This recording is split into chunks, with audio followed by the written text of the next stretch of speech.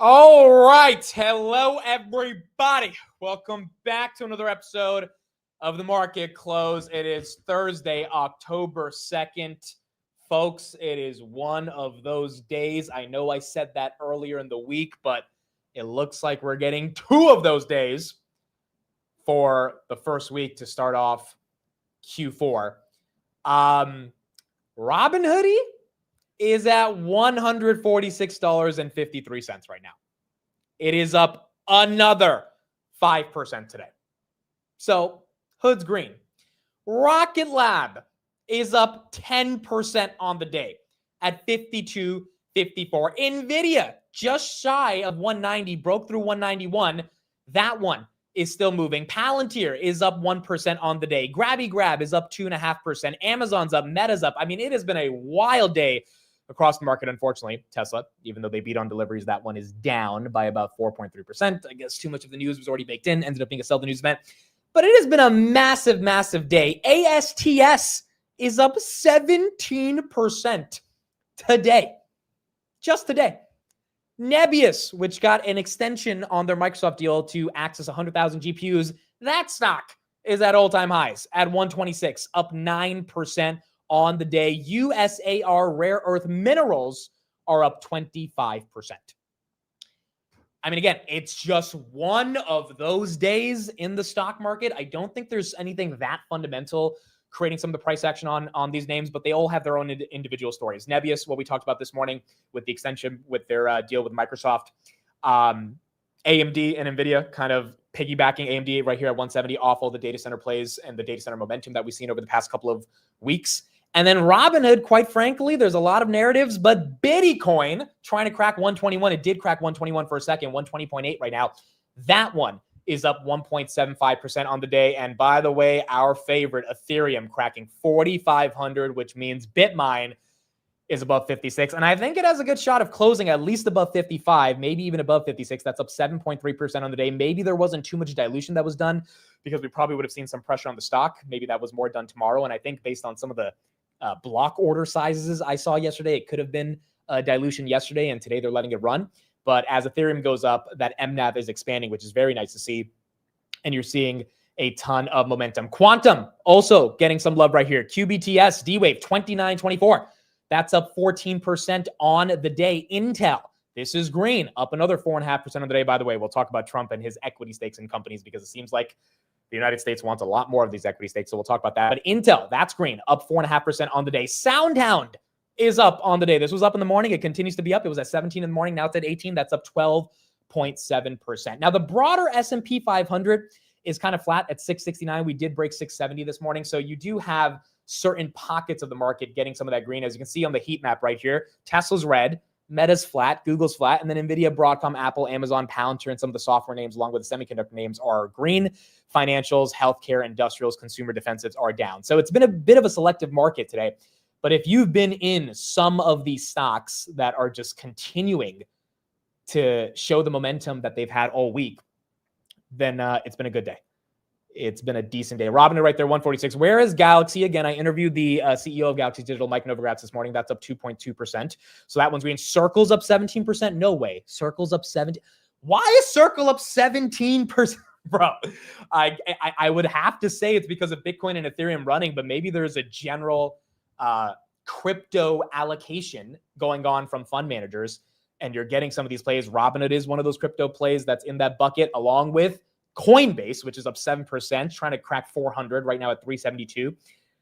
You're seeing a lot of excitement and momentum around those names, which is quite incredible to see. So we got a lot to talk about. We got a lot to get into. We got a bunch of different headlines. We will have Kris on at 4:20, and he will talk macro with us. We'll talk BMNR, ETH, treasuries, healthcare, a bunch of different stuff, government shutdown. But we got a ton of other headlines, and we'll get through it. Congratulations, everybody. It's a pretty strong, good day, even though you have the government shutdown, which it doesn't look like there's any real progress on. Markets are not really caring, and you're getting some momentum. Now, let me play a clip right here, because this is one of the stories that I think is very important right here. The U.S. government is officially considering equity stakes across the board in a variety of different industries. We thought it might just be Intel and Lithium Americas. It looks like Trump has a plan to expand it to a lot more companies. Yeah, Melissa, look, this is clearly a trend that this administration is going to continue with. Talking to officials at the White House, they tell me there are more deals in negotiation right now, so we should expect more announcements in the days and weeks to come. I talked to Caroline Leavitt yesterday at the White House press briefing. I asked her about this and said, what is the ultimate philosophy here from the Trump administration in terms of when they're going to take equity stakes or revenue streams from American companies? How do you explain the rationale behind this? Here's what she had to say. Yesterday, your administration took a 5% stake in Lithium Americas and a stake in the mine that they're working on, and you've taken stakes in other companies and revenue streams from other companies. Can you articulate the broader principle here? When does the administration see it as appropriate to demand equity stakes or revenue streams from American companies? And what other companies are you going to be demanding those from? The president is focused on how can the United States government make more money? How can we make our country wealthy and rich again? And cutting some of these unique creative deals with companies around the world and here at home is just one way the president is seeking to do that. And I know the Department of Energy just announced this new deal. It's another great deal for the American people and our government. So look, it looks like the United States has a plan to continue allocating to more and more companies. And I am very curious what companies they're going to try to get equity stakes in. Obviously, they've got Intel, they've got Lithium Americas, and they've got this kind of 15% revenue agreement with AMD and NVIDIA. Hasn't fully been confirmed yet, but if they do sell into China, maybe that's going to lead into the United States getting some of that money into the treasury. And maybe there's more companies across the board. I don't really know what this means for the broader goal of the United States engaging with companies. But as Caroline Leavitt said right there, Trump wants to make more money. And so I guess this is one route that he's going to make more money. And that's something that we all have to keep an eye on. Shout out to Dunce right here in the chat. I got the 6 figures portfolio today. All-time highs. Can't be happier. I've seen a lot of these notifications across Twitter today. And look, again, it is because of allocating capital to the right companies. I mean, I know people always get a little toppy when they see people bragging about their portfolios, all-time highs, and we'll do a year-to-date update after the close. We were supposed to do it yesterday, but we'll do it today. Again, first of all, I think it's already weird to get like toppy about that because there's so many few people that actually invest in the first place. So the people that are saying, hey, look, I got to an all-time high in my portfolio, like they took the risk of investing, which very few people do. AMD right there, 170. And then number two, if you've been in a Nebius since 20, 30, 40, 50 bucks, been in a Robinhood since 30, 40, 50 bucks, like you deserve those gains. And quite frankly, if the market is willing to give these valuations to these companies based on the earnings picture that is seeming to start being very clear for how Q3 is going to play out. And again, earnings will start in a couple of weeks. Palantir right there trying to break 187, did break 187, now trying to go for 188 into the close. Then I think a lot of people obviously will benefit from that earnings momentum, and that's going to lead to these stock prices also doing well. Ondas got a deal this morning. This one crushing it as well, 25%. And Ondas, to me, this is a mainly retail-driven company. I mean, like retail is the one that's been talking about this name for so long. Same thing with ASTS. There's not that many institutional guys talking about this one. Same thing with Rocket Lab. Same thing with Hood. I mean, a lot of these names have been found by retail. And as a result, I think retail deserves to get the win from these names. So very, very, very exciting to see this stuff. S&P 500 looking like it's going to go flat. SoFi is up 1.3% of the day, which is good. Now, again, SoFi did get level 1 options today, which is nice to see.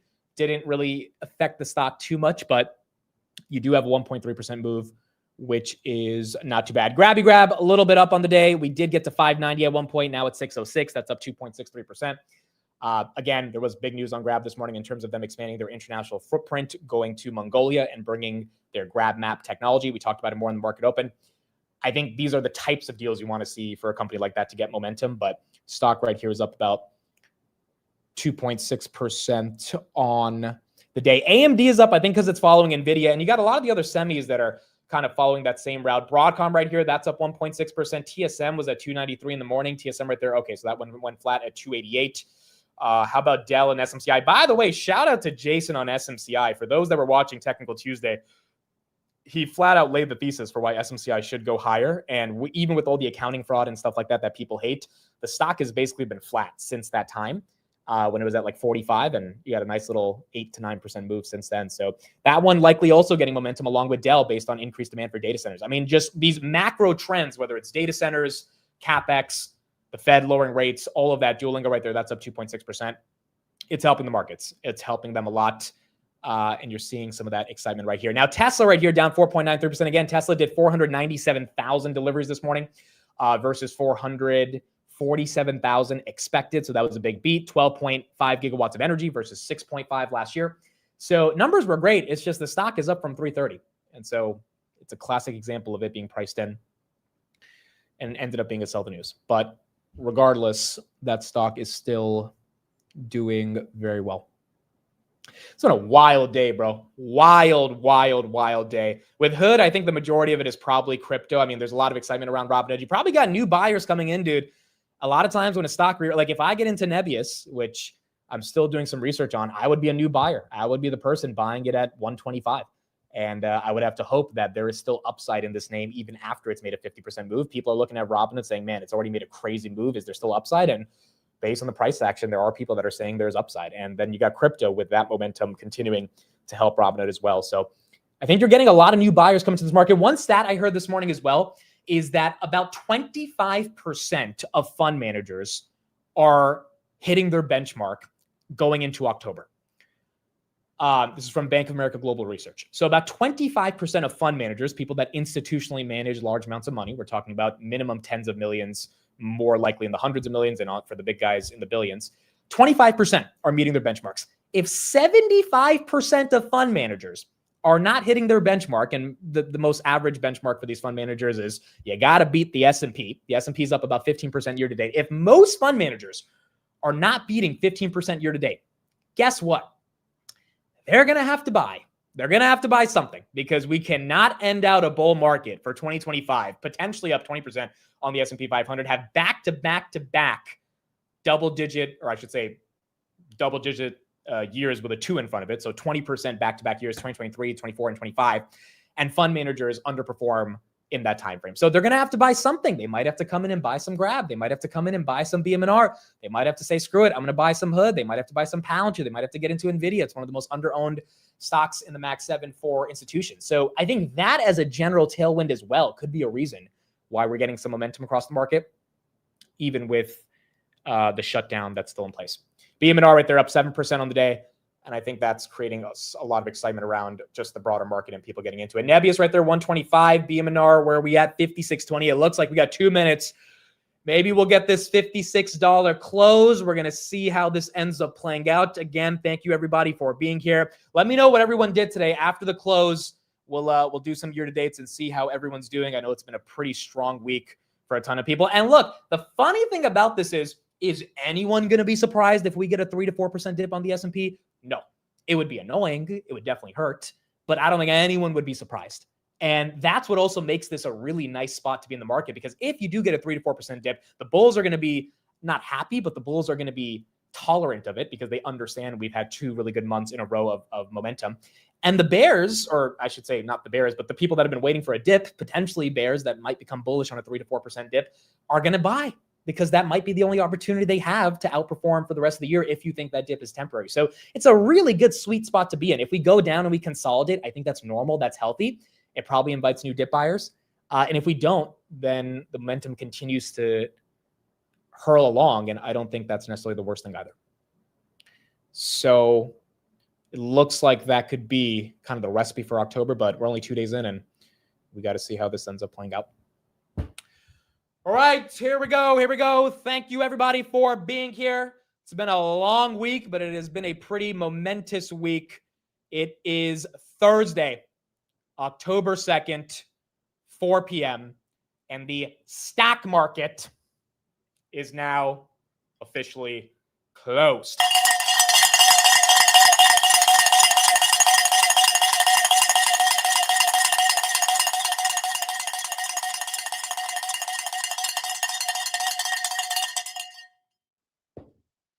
All right, here we go. We are closed for the day. Let's see what we've got going on. Hoodie ends out the day 145.72, $139 billion, or I should say 129, so $130 billion market cap for Robinhood. 145.80 did get to 146.70 at one point, up another 4.79% on the day. Absolutely incredible. Palantir.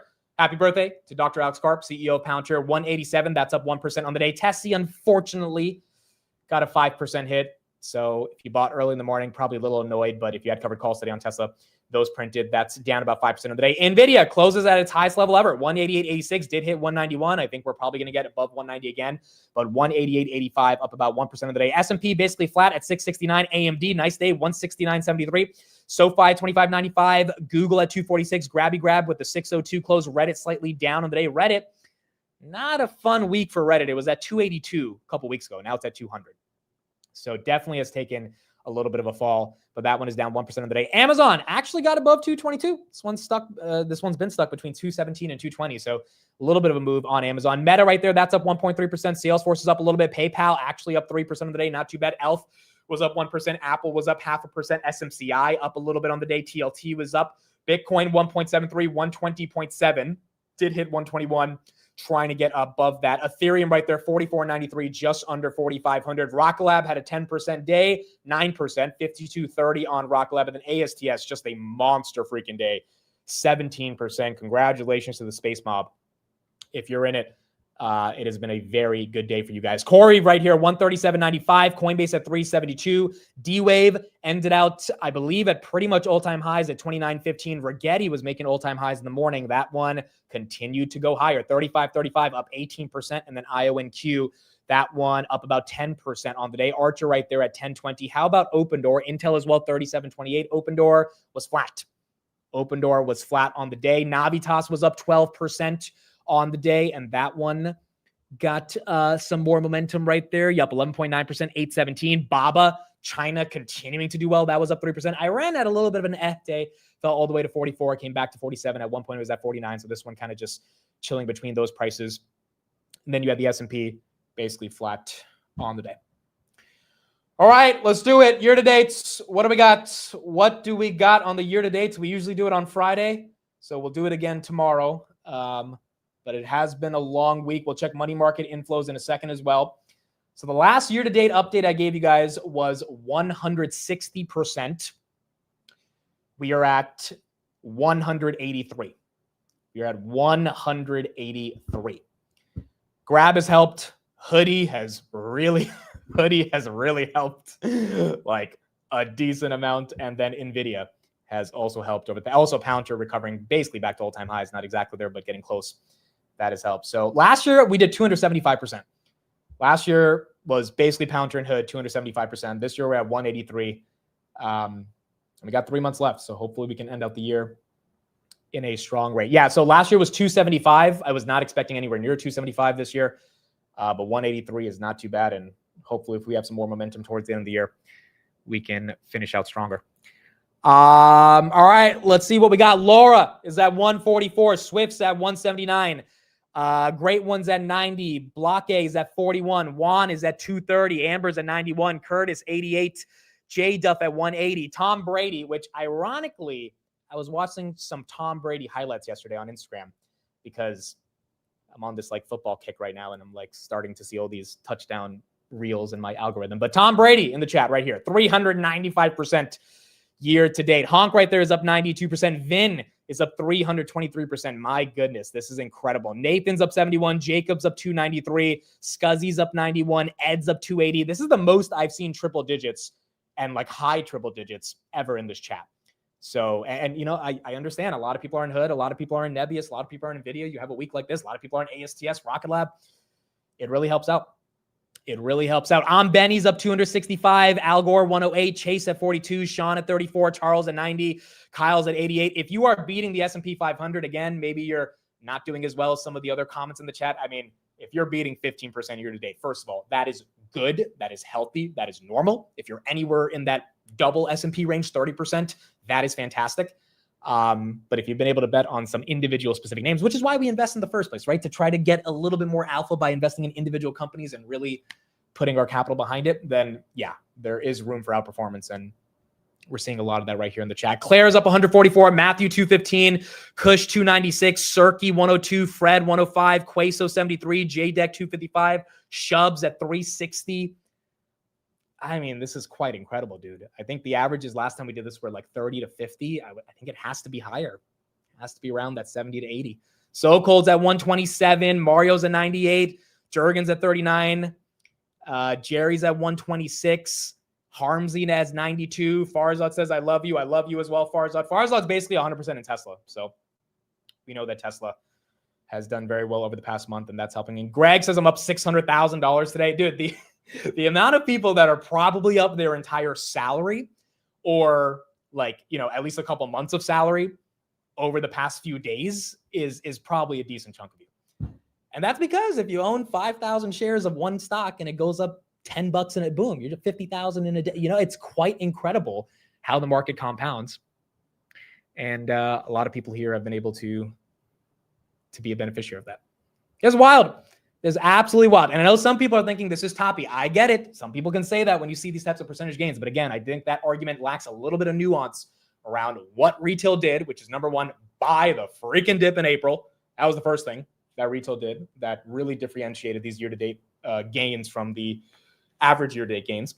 And then number two is retail held on to some names that just have massively outperformed. Like, it's not that hard to believe when you see some of these names and how they're doing. I mean, dude, I'm going to show you guys a portfolio right here. I saw it this morning. This is actually a good friend of mine.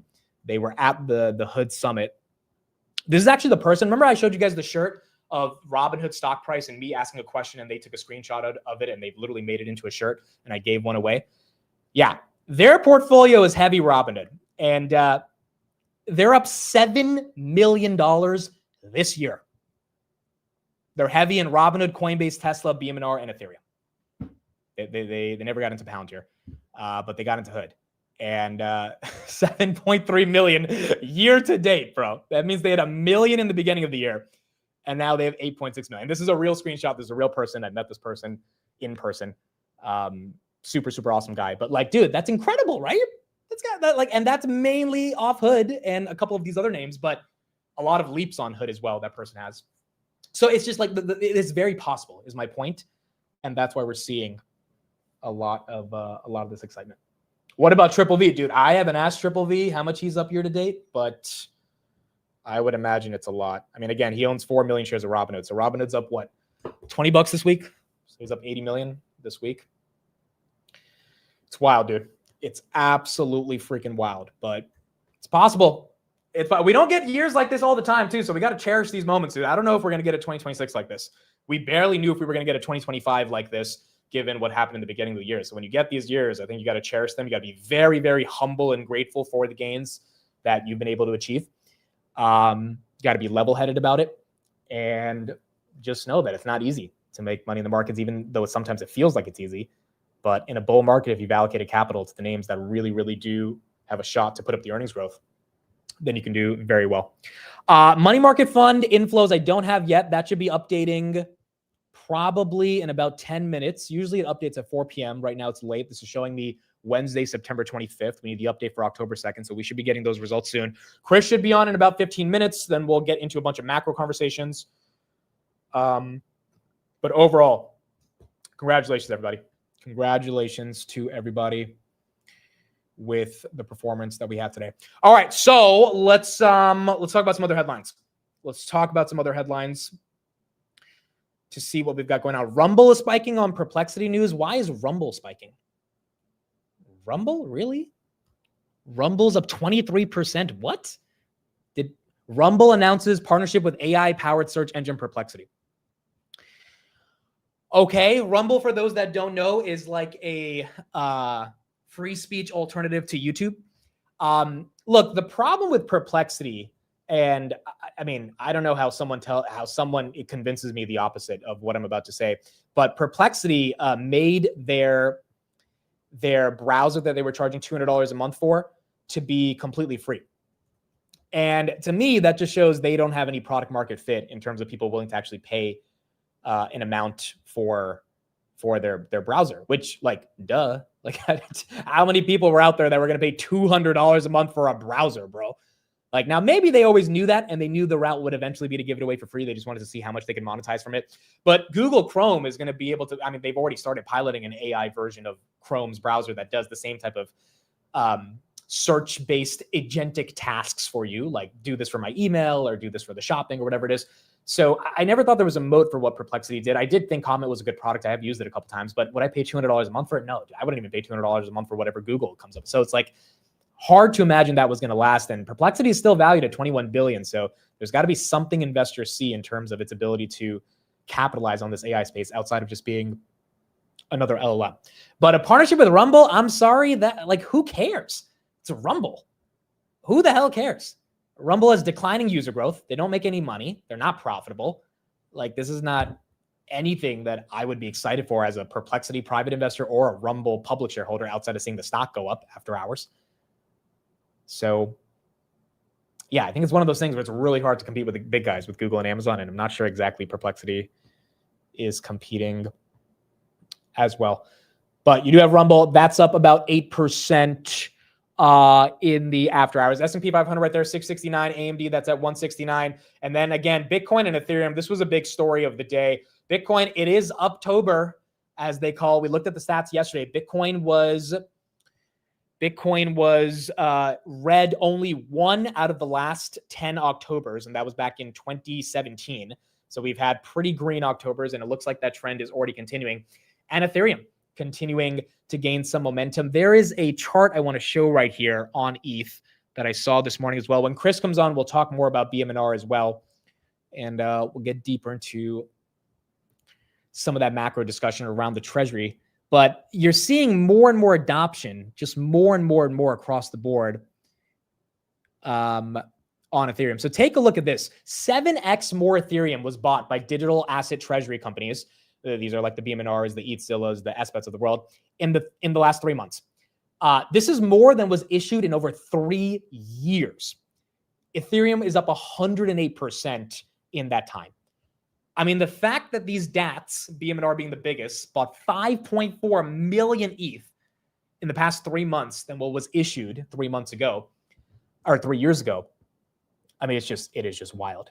It is absolutely wild. And it just goes to show how much more excitement people are having around Ethereum, how much more adoption people are having around Ethereum, specifically with stablecoins. And that's leading to a lot more momentum in that category. 145.25 right there on Robinhood, SoFi 25.92, and then AMD 169.80 is what you have on the day. Up, do we have some Comcast Google news? NBC Universal and Google reached long-term deal across YouTube TV, Peacock, YouTube, Universal Pictures, Home Entertainment, and NBC Universal with global TV distribution. Okay, so that should be good for Google if they're getting NBC to be a long-term partner with them. I think they've already had a partnership. This looks like a broader extension of the partnership they've had with them. 245.90 on Google. That one slightly up on the day. Lost 250 a couple days ago, but still holding the high 240s, which is nice to see. Andy, thank you for this $20 super chat. Watching you live and following you on Twitter is one of the best decisions I've made in my life. Andy, you are very kind. Appreciate you being here, man. It was great seeing you in Vegas. And yeah, Andy is another example of someone who just really bet the farm on Hood. I mean, again, dude, sometimes you only need one. You really only need one. Ask the Nebius people. You only need one. I know a lot of people in Nebius that literally went full port Nebius, or at least like 50% port Nebius, and it worked out. I mean, sometimes you get one, and that's kind of all you need. And Robinhood, I don't know if it's trying to go for the pound here. It looks like it wants to go for the pound here. And if it goes for the pound here, we're talking 180, which I don't want to say will happen by the end of the year, but I don't know. I mean, at this point, 150 does not look that crazy to imagine. So there is a bit of a re-rating going on because of prediction markets, because of S&P, because of rates coming down, and because of the overall execution from Robinhood, which is why you're continuing to see some excitement right here. Cool. So that's what we have on Hoodie. NVIDIA right there, 188.72. That is also a bit green after hours. Ed, thank you for the $10 super chat. Thanks to you, sir, surfacing the brightest and best ideas from the community to prepare for 2026. Should we talk to some bears to walk through shorting on Hood? Yeah, look, going into 2026, we're going to have a lot of conversations on the channel with Steve and Kris and all these different people on their perspectives of preparing for 2026, because I don't think you have to necessarily be scared of 2026, but it's also really important to definitely think how to position ourselves in any scenario. So I'm not a guy that typically shorts stocks. And so even though Hood's going to introduce shorting, I'm probably not going to utilize that feature. But I do think it's important to think of all different possibilities going into 2026. Okay, the money market fund website that I used to update money market funds, I'm not getting an answer. I wonder if it's because this website's associated with the government. And if they're associated with the government, then if the government's shut down, maybe I don't get that data. Today's Thursday, right? Yeah, today's Thursday. I'm sure some other websites might have the money market fund data, but this is the one that I use every week. I mean, maybe, dude. Maybe it's tied to the government. So I'll try to figure that out. Top 20 stocks that were traded in the options market today. Let's pull that up as well and see what we've got going on here. Again, you had a lot of options flow, a lot of momentum, particularly on NVIDIA and Tesla, that were heavy today with the option flows. Again, Tesla crushed it with their deliveries. It's just the stock was not able to hold up too much of that. Oh, we got an update right here. Trump and the farmers. Trump is exploring a $10 billion buyout for the farmers. Let's get an update on that real quick. We know a couple weeks ago he talked about using some of the tariff revenue to help the farmers. Seems like that might be happening. Breaking news now coming to us from the White House. Eamon Javers joins us with more on this. Eamon, what do you have? Contessa, we've got new reporting here from the Wall Street Journal just within the past couple of moments, putting a number now on that aid to farmers that President Trump has been talking about all week to basically bail out the farm sector from some of the damage that they've had from the retaliatory actions from China as part of the trade war. The Wall Street Journal reporting that the total package the Trump administration is considering now is between $10 and $14 billion in aid to American farmers. They caution that that is still maybe a bit of a moving target. Discussions are ongoing, and they're sourcing here people familiar with the conversations. We saw Treasury Secretary Scott Bessent on CNBC this morning saying a bailout package for farmers could come as early as Tuesday. Not clear whether that is a set in stone date for that bailout package, but clearly the details now taking shape behind closed doors, and the Wall Street Journal reporting that total dollar value here could be between 10 and 14 billion. Remember, some of those farmers have been really hard hit here because the Chinese have not ordered any soybeans at all from American farmers this year. That would normally be billions of dollars a year in transactions that those farmers are going without so far. So that's what we talked about yesterday. Ironically, back when the government shut down in 2018, soybeans was one of the major reasons for the China trade war. It didn't have to do with the shutdown, but it was happening at the same time. And same thing is happening 6 years later. Soybeans are an issue. Trump talked about it a couple of days ago. Hopefully we'll be able to get a deal with the Chinese. I think the summit where Trump and Xi are meeting is happening, if not tomorrow, then early on Monday. So they will be talking soon. We just got the TikTok deal done. So we do have some, hopefully, leverage with China. And maybe that will be able to get the Chinese to buy our soybeans. Now, again, because the Chinese are some of the biggest soybean buyers from the United States, given we've lost all that revenue this year because of the trade war, it looks like Trump is going to use some of that tariff revenue, which right now is about $30 billion a month, to help bail out the farmers. So the way he's going to position that $10 billion bailout is probably through the lens of, hey, the tariffs were the reason why we were able to bail them out. Top 20 stocks traded in the options market today: Tesla, NVIDIA, IBIT, BlackRock ETF. That one usually doesn't show up in the top three. Look at that, 1.3 million. AMD, Intel, MicroStrategy, Apple. MicroStrategy's up there again as well because of Bitcoin. Rocket companies looks like a rate play. Open Door, Amazon, Rigetti, Palantir, Coin, Hood, SMCI, Marathon, Baba, Microsoft, Meta, and SoFi.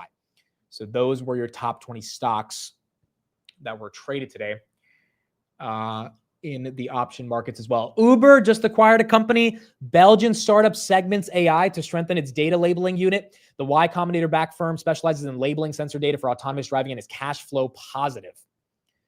Okay, data labeling is very important. Meta put a $15 billion stake into Scale AI, which is an entire data labeling company. So it makes sense that Uber wants to get into this as well. 96.68 on Uber, basically flat on the day. But you did have Uber make that acquisition. All right, there we go, folks. Those are the main headlines for the day. Again, a pretty epic day across the entire board. And hopefully we can continue to see some of this momentum going.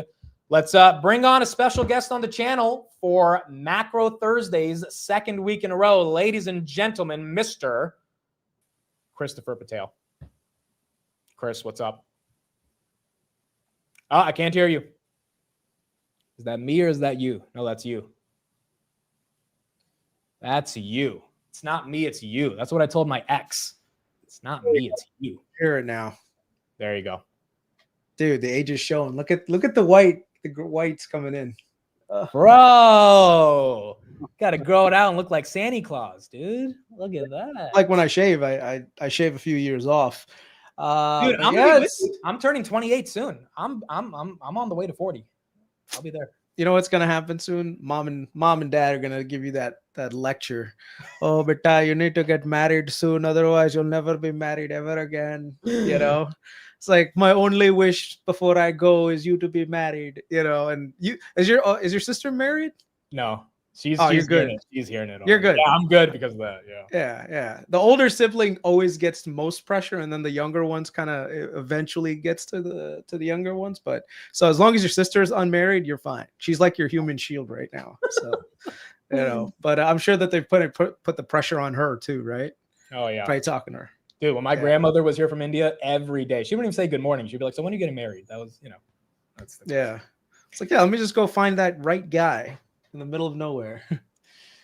Kris, what is your reaction? I mean, it's a pretty incredible market. Government shutdown. I know we got a lot of topics to get into, but high level, what are your thoughts on this market right now? Okay, these government shutdowns, they seem like they're just politically motivated at this point.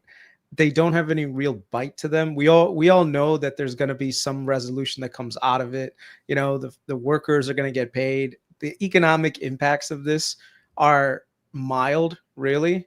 You know, if anything, the traffic around DC is probably a little bit better. That's the only like positive you can think about. Outside of that, I think we've had this fear of government shutdown so many times rammed down our throat that the markets are kind of just ignoring it and saying, whatever, you know, they'll make a compromise like they always do. And the thing is, with the president controlling, you know, the Republicans controlling the presidency, the Senate, and the House, you don't really need too many people to cross the aisle in order to get a deal done. So, you know, this is not like a divided situation where you've got like the House controlled by the Senate. I mean, the House controlled by the Republicans and the Senate's being controlled by the Democrats, you know. So there's a super majority in all three in both of the branches. So this will get resolved one way or another. So I think the markets are just looking forward to the economic data. I think that's what's driving markets higher right now. So economic data is coming in weaker. So everyone is kind of changing their forecast to have more cuts on the way. So when it comes down to it, more cuts is beneficial for the market, right? It means equity risk premiums go towards the equity side, and you get this multiple expansion mode. And a lot of companies that you know are higher flyers right now, they're going to keep doing it. They're going to keep going. So, and then we've got the AI tailwind. So. Okay, so we'll get into a variety of different topics on this macro. I think let's get this one out of the way first for like 10 minutes. BMNR, ETH, treasuries, and then we'll get into shutdown, healthcare, the reasons for the shutdown, which is healthcare, and we'll go further from there. Bitmine, great day. Ethereum, great day. Just any updated thoughts on how you think this thesis ends up playing out by end of year? You know, I'm going to give a shout out to Steve, because Steve was the one that really put the Ethereum bug in my brain. Like I was looking at it, but I never really got super like into it. And then, you know, that's the one really good thing about like our little group of investors that we have. Like we're like the brain trust where we can just reach out into each other. So Steve sent me a couple of videos. He kind of explained to me like what the benefits of ETH are. And when I really started to dig into it and did a deep dive, it was like, wow, wait a second. There's actually a lot more utility here.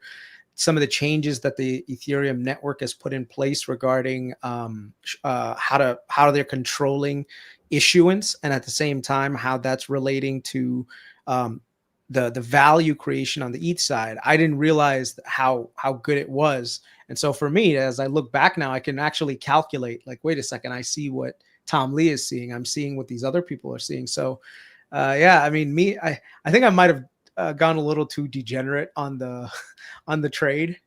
Like I kind of went a little bit heavy.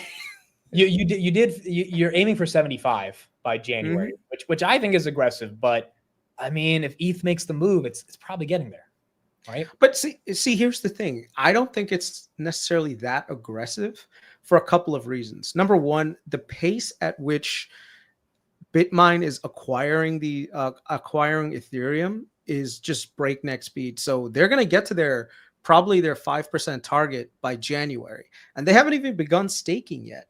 You know, and the thing is, as you get more Ethereum and you become much bigger and bigger, you actually get this benefit of getting a higher return staking this thing. So I think eventually Bitmine will go into the staking business. And at the time, if you think about how much Ethereum they have and they're generating all of this additional income, I mean, it's like a giant REIT. And then on top of it, you've got an asset that's not declining very well, and we'll also get an MNAV expansion. See, that's the only thing, Uzi, that I'm not 100% in agreement with. I don't think that the MNAV is going to be much more than maybe 1.5. And I'm just trying to be conservative for myself. So if you think about like Ethereum getting to, 7,500 by January, and then you put in all the numbers around 6 million shares outstanding, and then you just do 6 million shares, 6 million ETH, and then you do like between 550 and 550 to 600 million shares outstanding, because that's probably what it's going to take to get us there. You're looking at about a $55 to $60 NAV.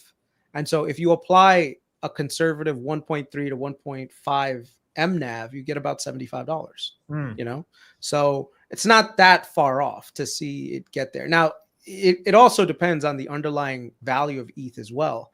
But the thing is, as ETH stays at a certain range, it just means that the accumulation pace can be faster for BMNR. So, and then you have all the news coming out with regards to all the people building on top of the Ethereum network. Like Vlad has been pumping it, on Twitter. Yep. It's like the world is going to be tokenized. All of these things are going to be done on, yes, they're going to be done, a lot of these on layer 2, but then layer 2 works on top of layer 1, and layer 1 gets a cut of all of this stuff. So, and also when he's saying tokenization will eat the entire global financial system, we're not talking about just stocks. We're talking about every financial asset that can be traded, plus assets that are not even typically deemed financial assets that can be traded on the blockchain. I mean, that is a massive opportunity. And I think it not only increases the TAM for Robinhood, but it explodes the TAM for Ethereum. Yeah, and you look at the investors in BMNR, these are not small time. This is Stanley Druckenmiller, Peter Thiel. I mean, these guys know how business works. Yeah. So when you see these big guys making moves, you really have to ask yourself, like, wait a second, like, what's going on here? And so for me, I'm running some custom strategies that are working well for me. So I have two things. I've got a call debit spread, but then the other day I bought 6,000 shares of BMNR, and then I did something called a covered strangle. Have you heard of that before? Yeah. So basically I sold a call against it and I sold a put against it. And so now I got this giant premium that subsidized almost 40% of my purchase price. Well, the premiums are amazing on the stock, so that helps. Right, because the IV is so high. So it makes a lot of sense to be an option seller on this thing. I know some people that are just wheeling the shit out of this thing and they're making a killing. I'm not really into wheeling, so I've never been good at it, but I do know how to run a covered strangle, especially with this. And the thing is, what's good is even on the put side, let's say right now BMNR starts to go down, right? My puts are for like $40. And if you think about it, the NAV is around $40. So if the stock goes down, then BMNR would end up just buying back the shares by selling some of their Ethereum. Yeah. And now you've got value creation, just like how SBET did it. So even from a safety standpoint, you're getting a nice return without having to do much, and you're getting this crap ton of upside with very limited downside. So, okay, before we get deeper into this, I had a lot of questions on this. I think we can spend 5 minutes on it, and then we can get into all the shutdown stuff. Call debit spreads. We don't have time to get super deep into it, but at a high level, can you just explain what is a call debit spread and why you like? I mean, you're the reason that I know even about this strategy. Why do you like this more than just buying calls outright? So there's a couple of things. Number one, when you look at options pricing, a lot of people think is based on like some guy on the other end of the computer pressing the sell, the buy button, and you're pressing the sell button, and that's how an option works. Like, no, believe it or not, it kind of is, but it's also not. All of these things are run using an algorithm. And it's called the Black-Scholes model, and it's all based on volatility, right? Yeah. So volatility is what controls options pricing. So a lot of people think it's fundamentals. It's not fundamentals. It's actually volatility. So sometimes what happens is you get this opportunity where something has gone down significantly, or the market is not recognizing the value. So there's a mismatch on the option side. Now, it could go in either direction. So right now with BMNR, the IV is super high, so the options prices are super high, which also means that the market is expecting a much higher move on BMNR. Well, the thing is, if you know how things work, Tom Lee, every time BMR starts to climb up, they do an at the money offering when that MNAV expands, and they sell shares right into the open market. And when they sell shares to the open market, they buy more ETH with it, which stabilizes the base and increases that. So the market is expecting a violent move higher, right? And they're pricing their options like that. But we know that, hey, the volatility is not going to be as high as people think. So in that regard, you can kind of milk that volatility. Now with a debit spread, you get the ability to milk two things. You can buy an option at a lower strike, and you can sell against it and take advantage of that IV difference and basically neutralize that volatility. So And what so you did now, is you bought the 50 January 2026 call. You sold the 75 against it. What was the logic behind taking advantage of the arbitrage of the IV between 75 and 50? So the 75, because of the IV was so high, I got a really good premium from that, which subsidized most of the price of my $50 call, right? So that spread between the two strikes is what gives me a pretty much a range. So what I'm doing is I'm capping my upside, right? Because now the most I can make between the two strikes is $25. But if I only bought it for $5, that's a 500% return in 90 days if it gets to $75. Now, from a safety standpoint, it also means that, hey, at my break even is $55 a share, right? So you see how the safety and again, comes in. This is really important, because if you bought a regular $75 call, stock kind of has to get closer to 75 because of the spread. Yeah. You paid $5 a premium. Your long call is 50. Your short end is 75. At 55, you start breaking even. Anything above that, you can still make some money on, even if it doesn't get to the short end of your call, which is 75. Yeah. And it's kind of crazy how sometimes the options work. Like I'll give you the example of the first one that I taught Amit was TFC. I had a late night call. I called Amit and I was like, listen, I think it was you, me, and Vitaly and Carlos. And I said, Truist has gone down significantly because of this fucking regional bank issue, but the company is solid. And I'm looking at the leaps on this thing, and the leaps, like the leaps options were so mispriced. So at the time, Truist was trading at $27. The $27 call, and then if you sold the $45 call against it, the difference between the two was only $2. Yeah. And the width between the two strikes was about 15. So if 30, you think that's we did 30 and 45s, yeah. 30 and 45, so it's 15. So literally huge difference. Now the benefit for us was that Truist has gone so undervalued that we could mathematically calculate, like, hey, wait a second, like what should this company's fundamental value be? With some of the changes that are happening. So you're giving the company enough time to readjust their business to get back to a much more palatable price. So that mean reversion aspect is a huge driver of value creation. So sometimes what happens is the market really oversells things.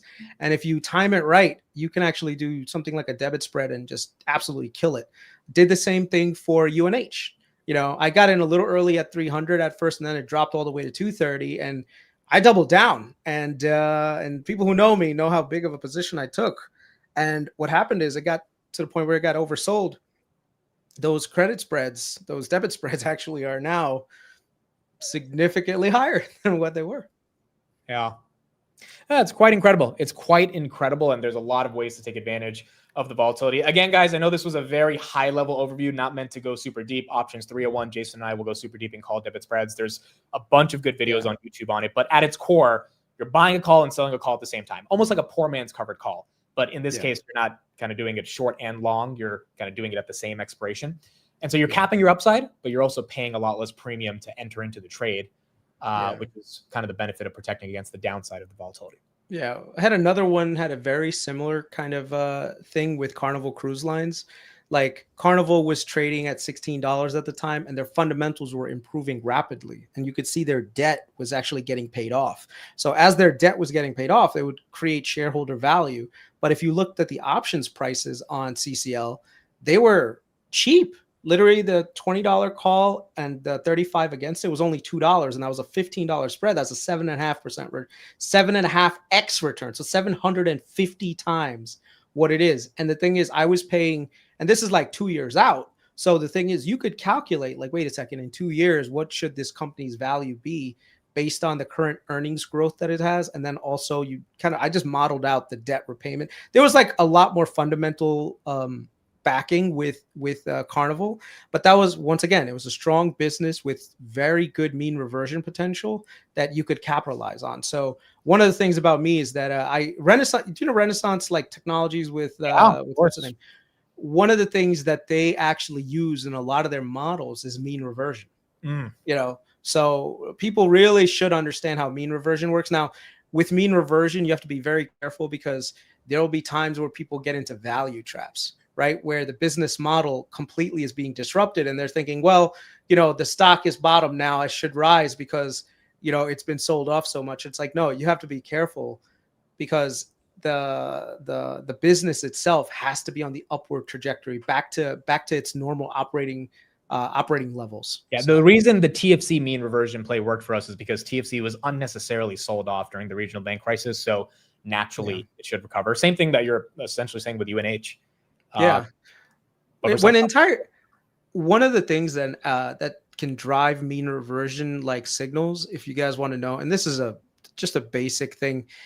If you see the entire market sell off and you see a great company get sold off, that is a good play for the good company for a mean reversion, right? So the entire market gets sold off irrationally.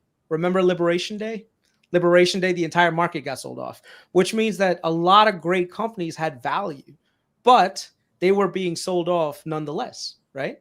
Right. On the other hand, that can happen sometimes to an entire sector. CrowdStrike, yeah. Right? Yeah. After their Y2K, they got to below 200. Now they're back to 500. Now, look at this whole thing that's happening to health insurance companies. Everyone is selling health insurance companies. Oh, health insurance, it'll never recover.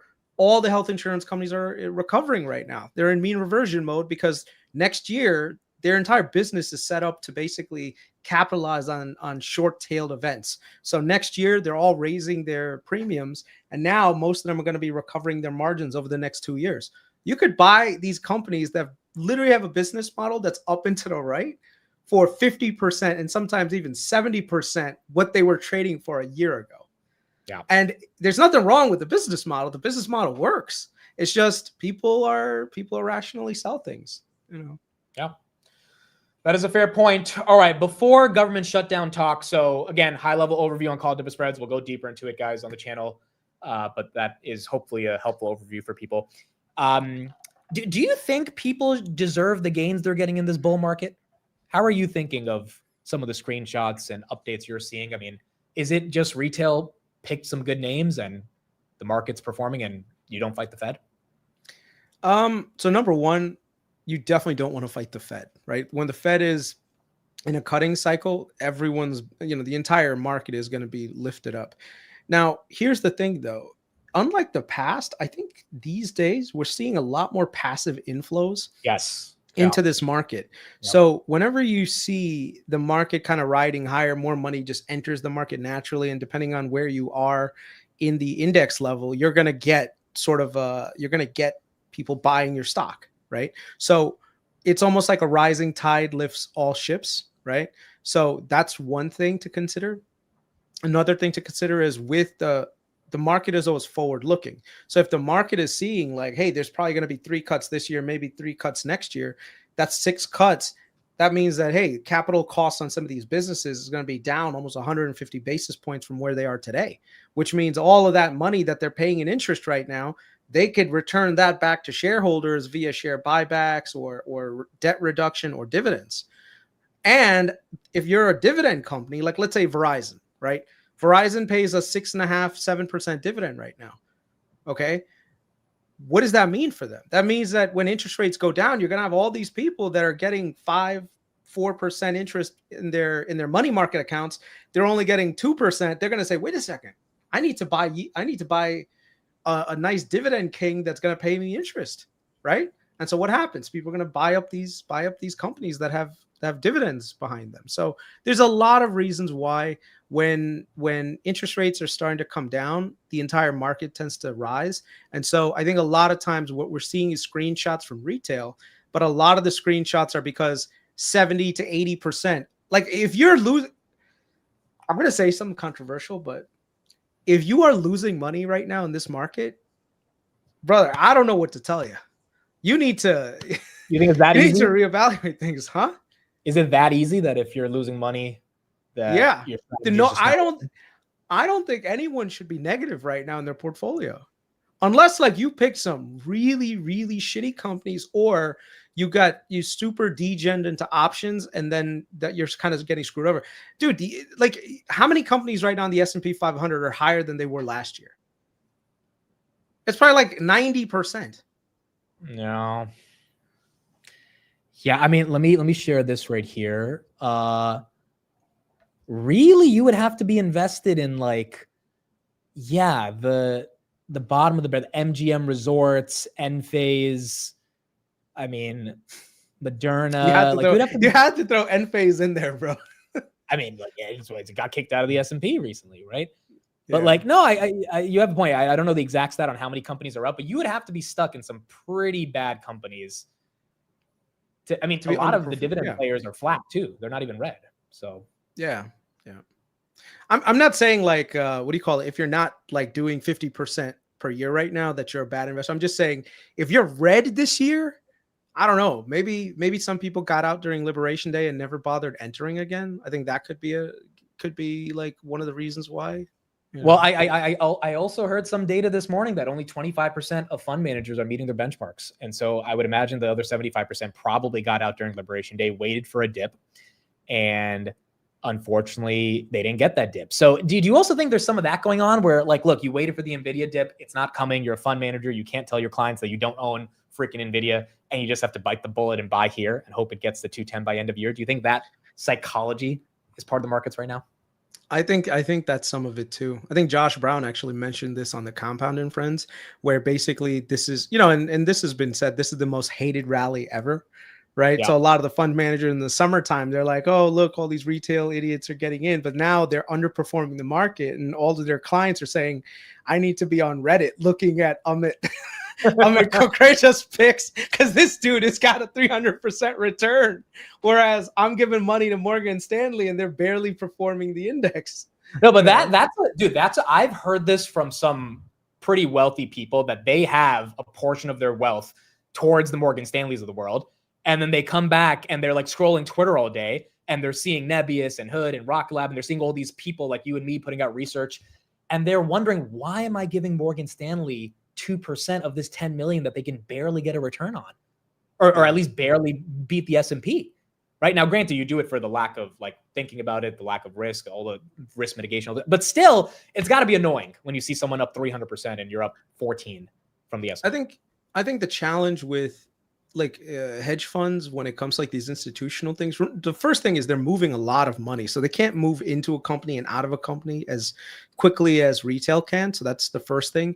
The other thing is they have a lot of guardrails that prevents them from buying dips, and also from doing things like, so it's almost like Liberation Day happens, the market's down, and instead of being able to really go in ham and buy the dip, the risk department like shackles them and says, no, like you can't take risk right now, blah, blah, blah. And so they kind of get held back. And then when the market rallies, then now they're chasing, So it's always never good to chase. I mean, sometimes it helps, but a lot of times it could end up really hurting the entries. And if you didn't chase after Liberation Day and you're chasing now, I mean, it could work out. It just might not be the same alpha as back in April or May. The one thing that we have to be somewhat cautious of, though, is that if you look at like the PE ratio for like the entire market, it's really high. It doesn't mean that, you know, it's bad. If you look at some of the other metrics, like historically where we are, a lot of this rally has been led by the top 10 companies, right? So because of that, the market really looks super frothy, but I think more so that we're probably more likely to see rotation happening into some of the smaller caps, and that could be areas where there's real opportunity. But then on top of it, if you look at the Mag 7, Mag 8 companies, dude, they've got AI tailwinds behind them. Their operating profits are just exploding, you know. So where do you see the fallout? I don't see it. I also think the earnings are really justifying a lot of the multiple expansion. Like, it's definitely a higher multiple than normal. Usually it's like at 22 times. I think we're at 30 times or something like that.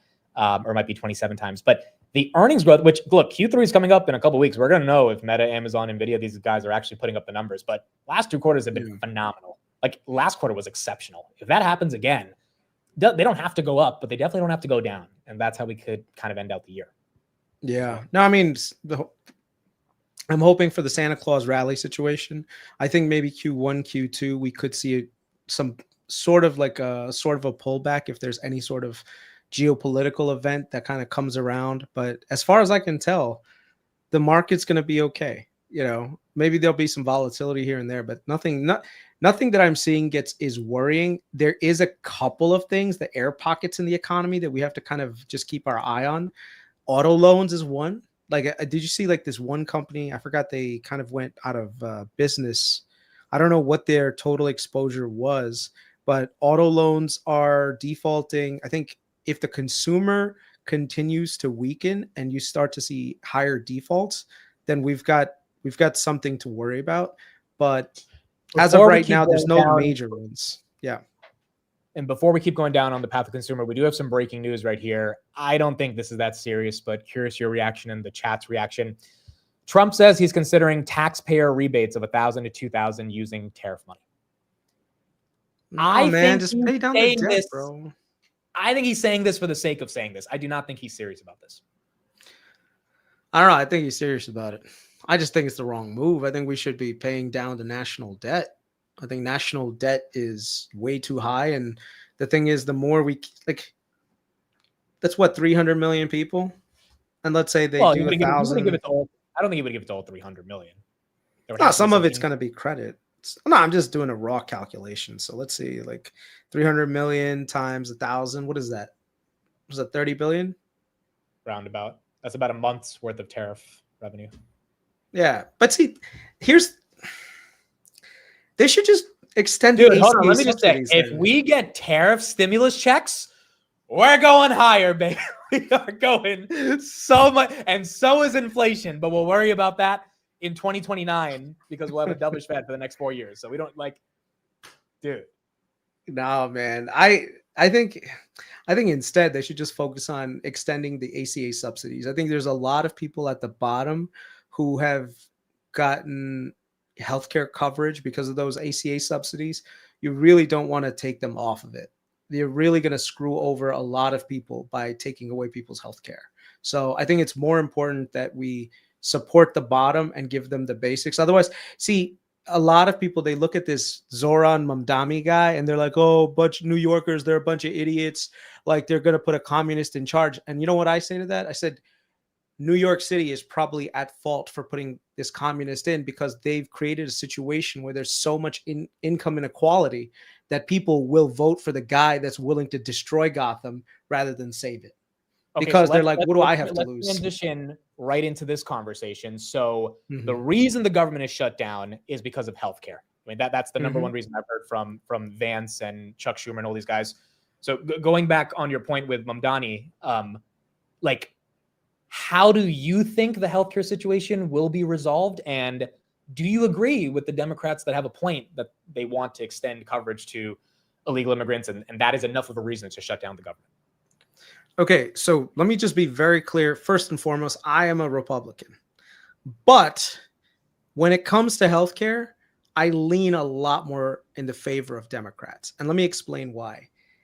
Democrats, I mean, Republicans have this thing where we should not do healthcare for illegals because it incentivizes people to cross the border and come here for healthcare.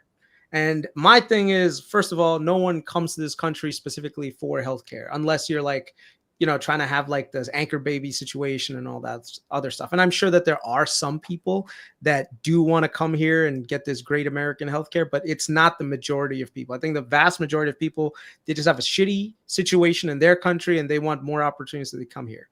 Now, the way that healthcare works is that, and I work in healthcare, so I'll tell you, if you take care of the small problems early, they do not become big problems later on that cost way more money to the taxpayer. So I'll give you an example. If you give access to somebody who's, let's say, an illegal, right? You give them access to go to a doctor and get checked out every year, make sure that they're okay. If they're having some sort of heart, like chest pains or whatever, they get treated. They get put on medications that extends their life, right? That they're able to take care of their kids and their wives or whatever, right?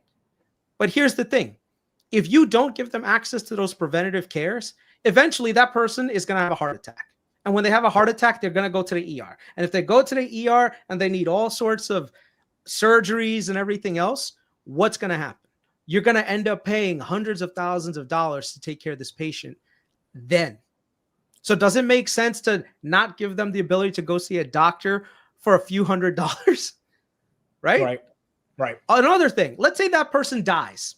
Okay, let's say they pass away. Now you have kids. Now you have like women. They're going to be on welfare for the rest of until they get to the age where they can support themselves. So the state has to take care of the kids. So why not just give that guy some health care to take care of that small thing before it becomes a big thing? Preventative health care is a huge net benefit to the general population.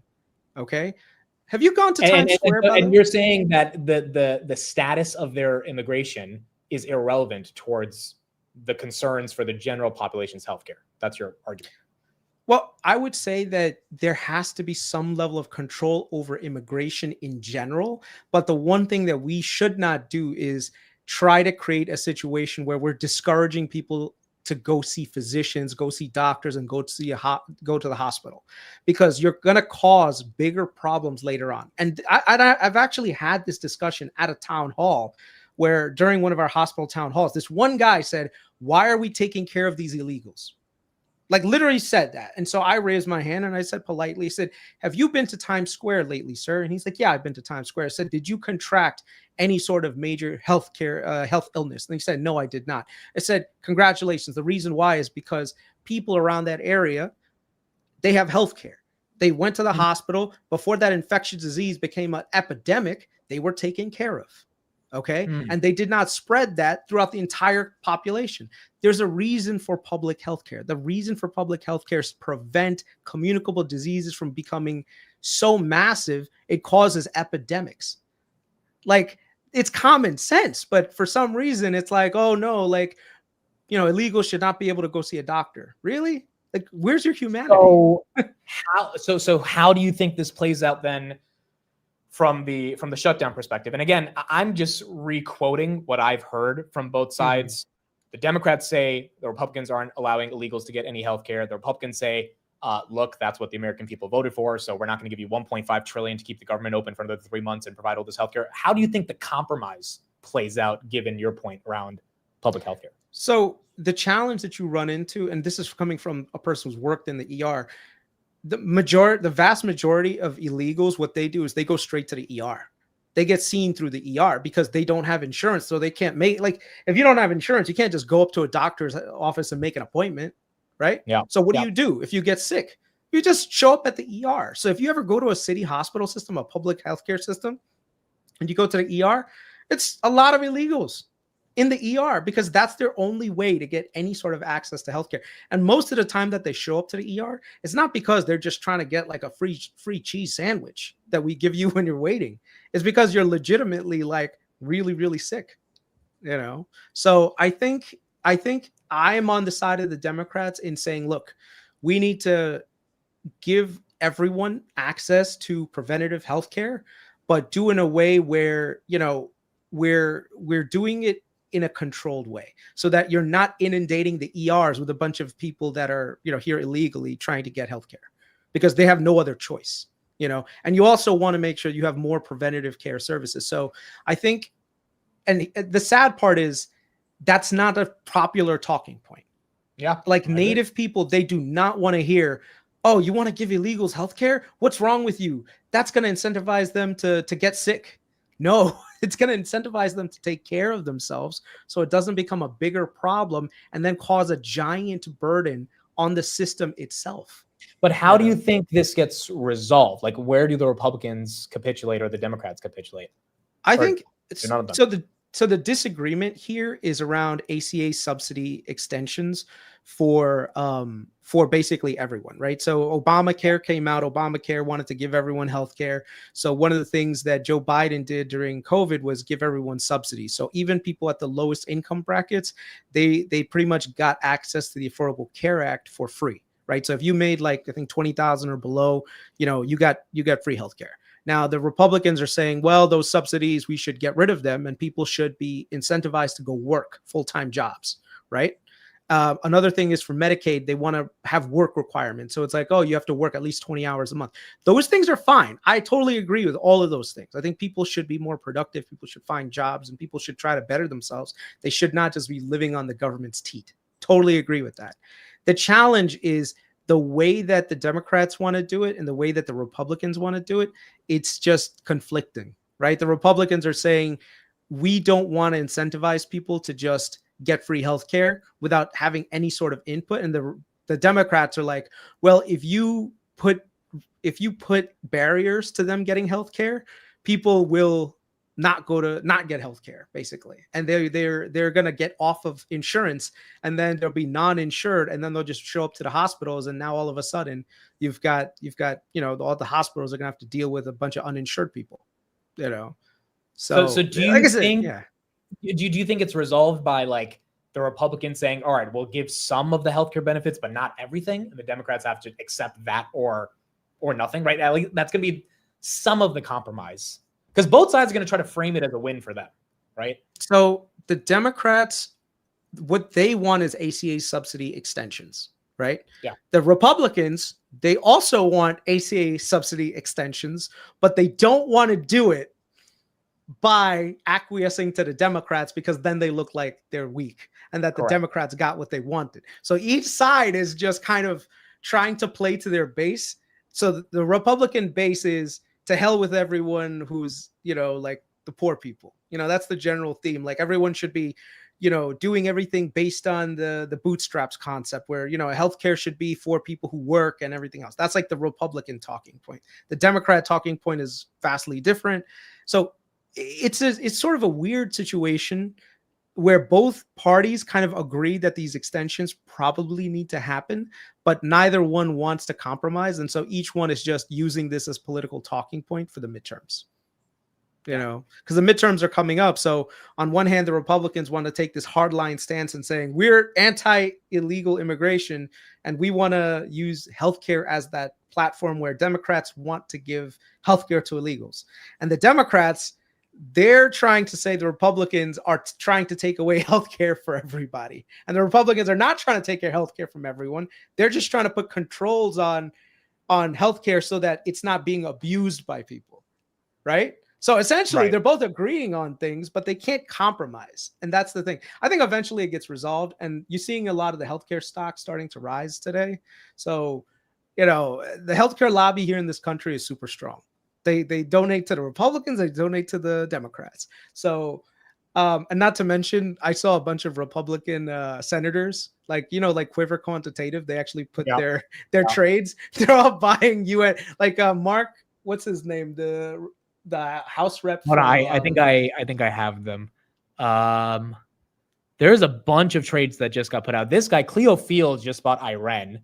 Well, he bought it 3 months ago, or less than 3 months ago. Dude, this guy's the new what's her name? This guy's the new Pelosi. Yeah. This guy's the new Pelosi. Who bought UNH? Let me see. He also bought Open Door, by the way. Yeah, this guy's definitely trading meme stocks, bro. He's probably on the stream right now. He's like, what? I need to buy more Palantir? What? Yeah, he bought freaking Open Door. Marjorie Taylor Greene bought some iBit. I don't see the person who bought UNH, but yes, there are a bunch of politicians that are buying UNH. Yeah. Yeah. So it just goes to, and on some of the other healthcare stocks as well. So just saying, if there's of the politicians who are making these decisions, they're buying healthcare companies, pretty much gives you some insight into what's going to happen. So you think is UNH the way you play healthcare right now, or because people are thinking that is a defensive rotation that might happen end of year? Do you see that as? So the thing is with healthcare stocks, each one operates with a kind of a different business. So let me actually bring up a really good thing that I have from the S&P Global. Give me 1 second. Presentation. After hours, guys. NVIDIA 188, Google 246, Hoodie still holding on to 145, and then Palantir 186. 72. BMNR after hours. Are we moving there? Still holding 56. Still holding 56. And then Bitcoin just below 121 still as well. Okay. So the thing is, a lot of people think that, you know what, each healthcare, the healthcare insurance company, you know, they just provide healthcare insurance. And it's not like that. Each one operates in a different segment of healthcare. They also have different businesses within their groups. Like if you look at Cigna does 80% of their revenue coming from non-insurance. Only 20% is actually coming from insurance. But then if you look at something like Elevance, which is Blue Cross Blue Shield, the 86% of their revenues comes from insurance. So there are companies that are going to be impacted by changes in insurance, and others that are not nearly as impacted, right? The other thing is there's also players in different segments of the insurance market, and this is a great outline. So if you look at Centene, Molina, they have a lot of exposure to Medicaid and ACA markets. So if you start to see Medicaid cuts getting rolled back and ACA subsidy extensions, these two are going to benefit, right? Not so much these guys, but these guys are going to benefit a lot. So the question is, on the news itself, who's the one that you want to pick?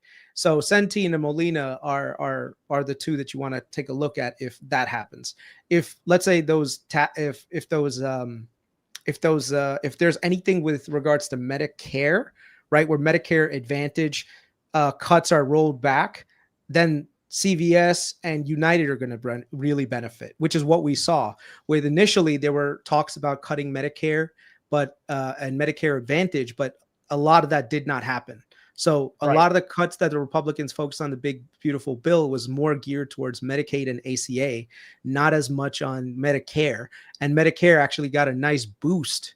Medicare Advantage got a nice boost. That's why you're seeing United starting to recover really fast, right?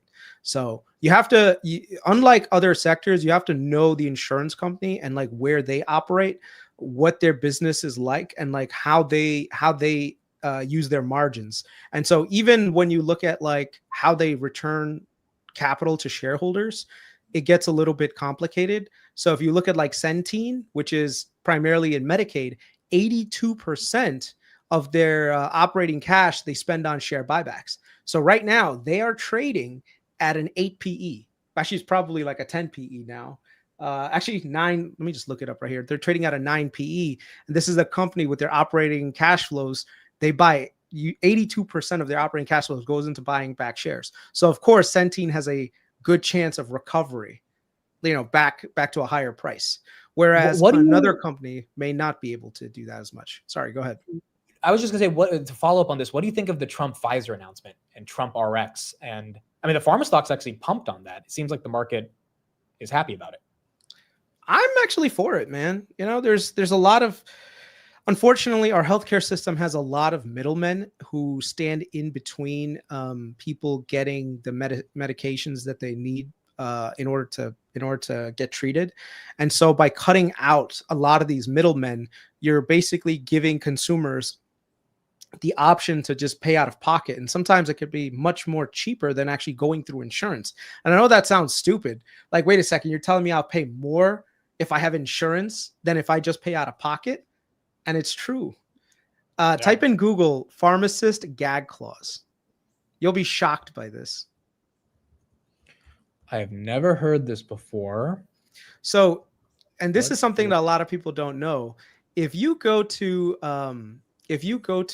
your pharmacist and you tell them you have insurance, they are not allowed to tell you that you can get this drug directly from the pharmacy for cheaper.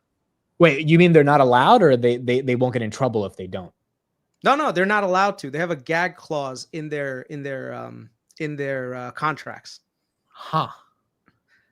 So let's say right now you got prescribed a drug. It costs $50 over the counter. Like if you go to it, it costs you $50 out of pocket, right? Yeah. But if you have insurance is going to bill this thing at, let's say, $200, and you have to pay $100 copay, right? So you're thinking I have to pay $100 copay, but if you just paid out of pocket without using insurance, it only costs you $50. The pharmacist can't say to you, "Hey, don't tell me you have insurance. Just pay the $50 and you get it." How crazy is that? I would imagine the pharma companies made sure that was the way the legislation was written a while ago. It's not the pharma companies. It's the PBMs. PBMs. It's the middle managers. The pharma companies would love to just sell you directly and have to cut out all of these guys trying to cut out some margin, So that's the key. That's the key. So by partnering with Pfizer and having this Trump RX thing, what you're able to do is say, you know what, I can just go to Trump RX and get the price that the manufacturer is trying to sell it at and not have to go through all these middlemen. What companies get hurt because of the middleman going out? Are there any stocks that get hit? CVS is probably one of the biggest, because CVS has the largest PBM in the country called CVS Caremark, and so CVS Caremark negotiates on behalf of their clients favorable drug pricing. So the way that it works is that they get a cut of what they save you. So let's say a drug company is selling something for $1,000, and they negotiate and get that insurance company that same drug for $500. They get a cut of it, and that cut is a rebate that they get back. Now here's the thing: initially that was a good idea, like, hey, this was going to help control drug prices. The problem is their incentive now is to go to the pharma companies and say, hey, why don't you raise the price of this drug list price to $2,000 and then sell it to my insurance company for, let's say, $750, right? And so now their cut gets bigger. So their rebates get bigger. So they actually cause medication inflation, which is kind of crazy if you think about it, right? Now it makes sense. Yeah, it makes sense why the pharma companies are rallying, because they're just getting through the middleman. That makes a lot of sense. Yeah, if you could just go directly to the consumer, you don't have to deal with the middlemen. It's much better.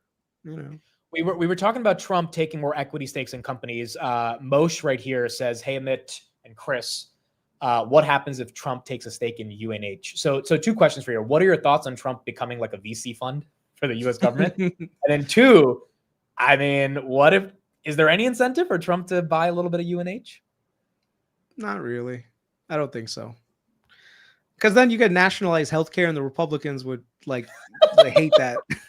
There's like, oh my God, then people would be like, they go after Trump is saying, you want people to get sick so you can make money. Like, you get all sorts of blowback from that. So probably not, not to mention government already has it through Medicare, Medicaid anyway.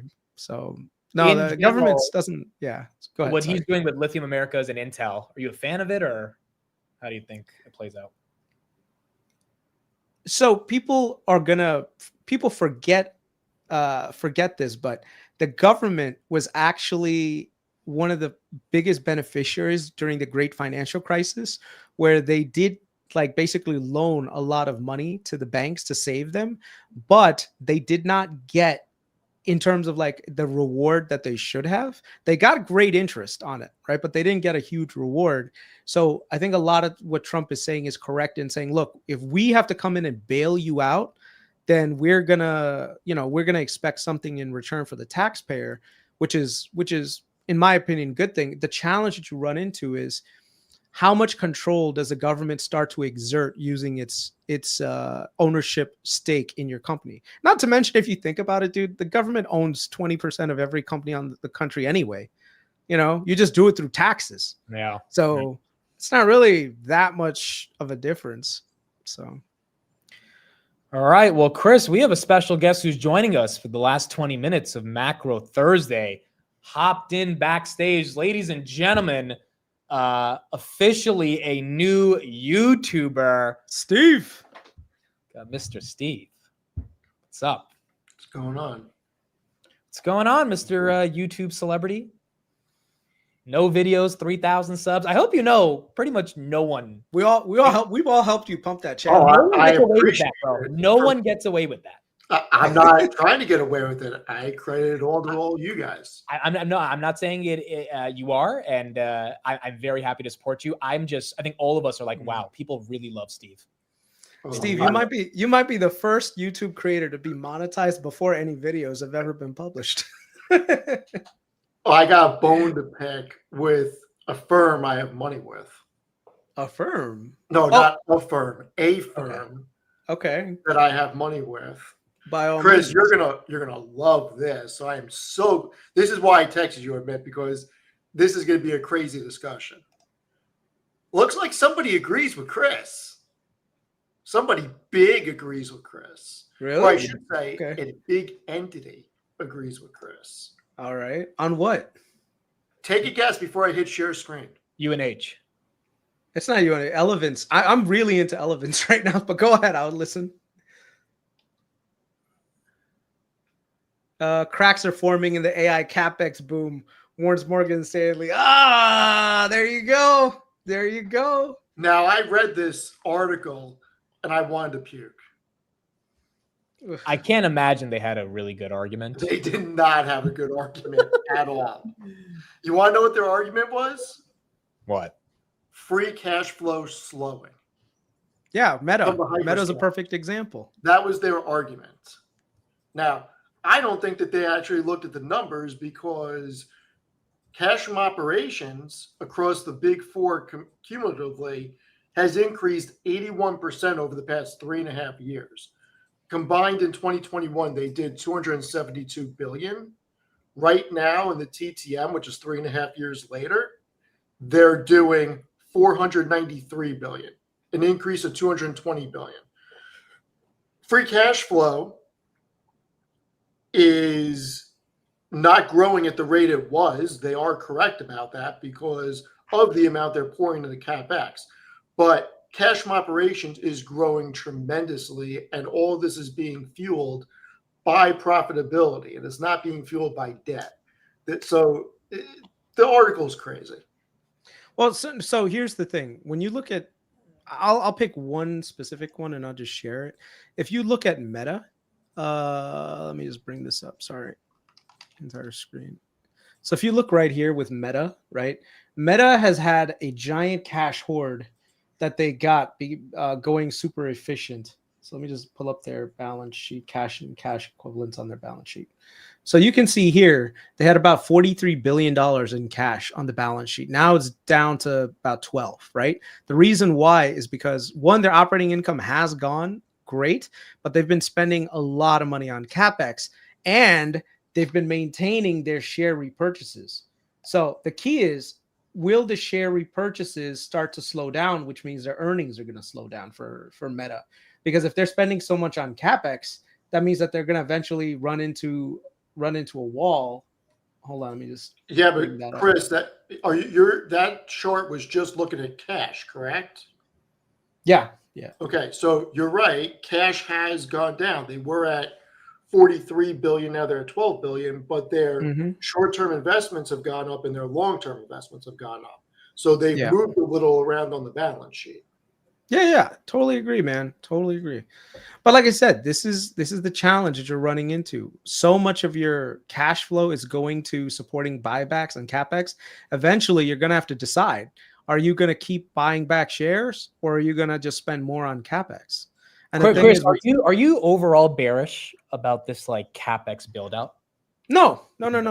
I think we've got a good solid year ahead of us where I think the capex is still gonna be there.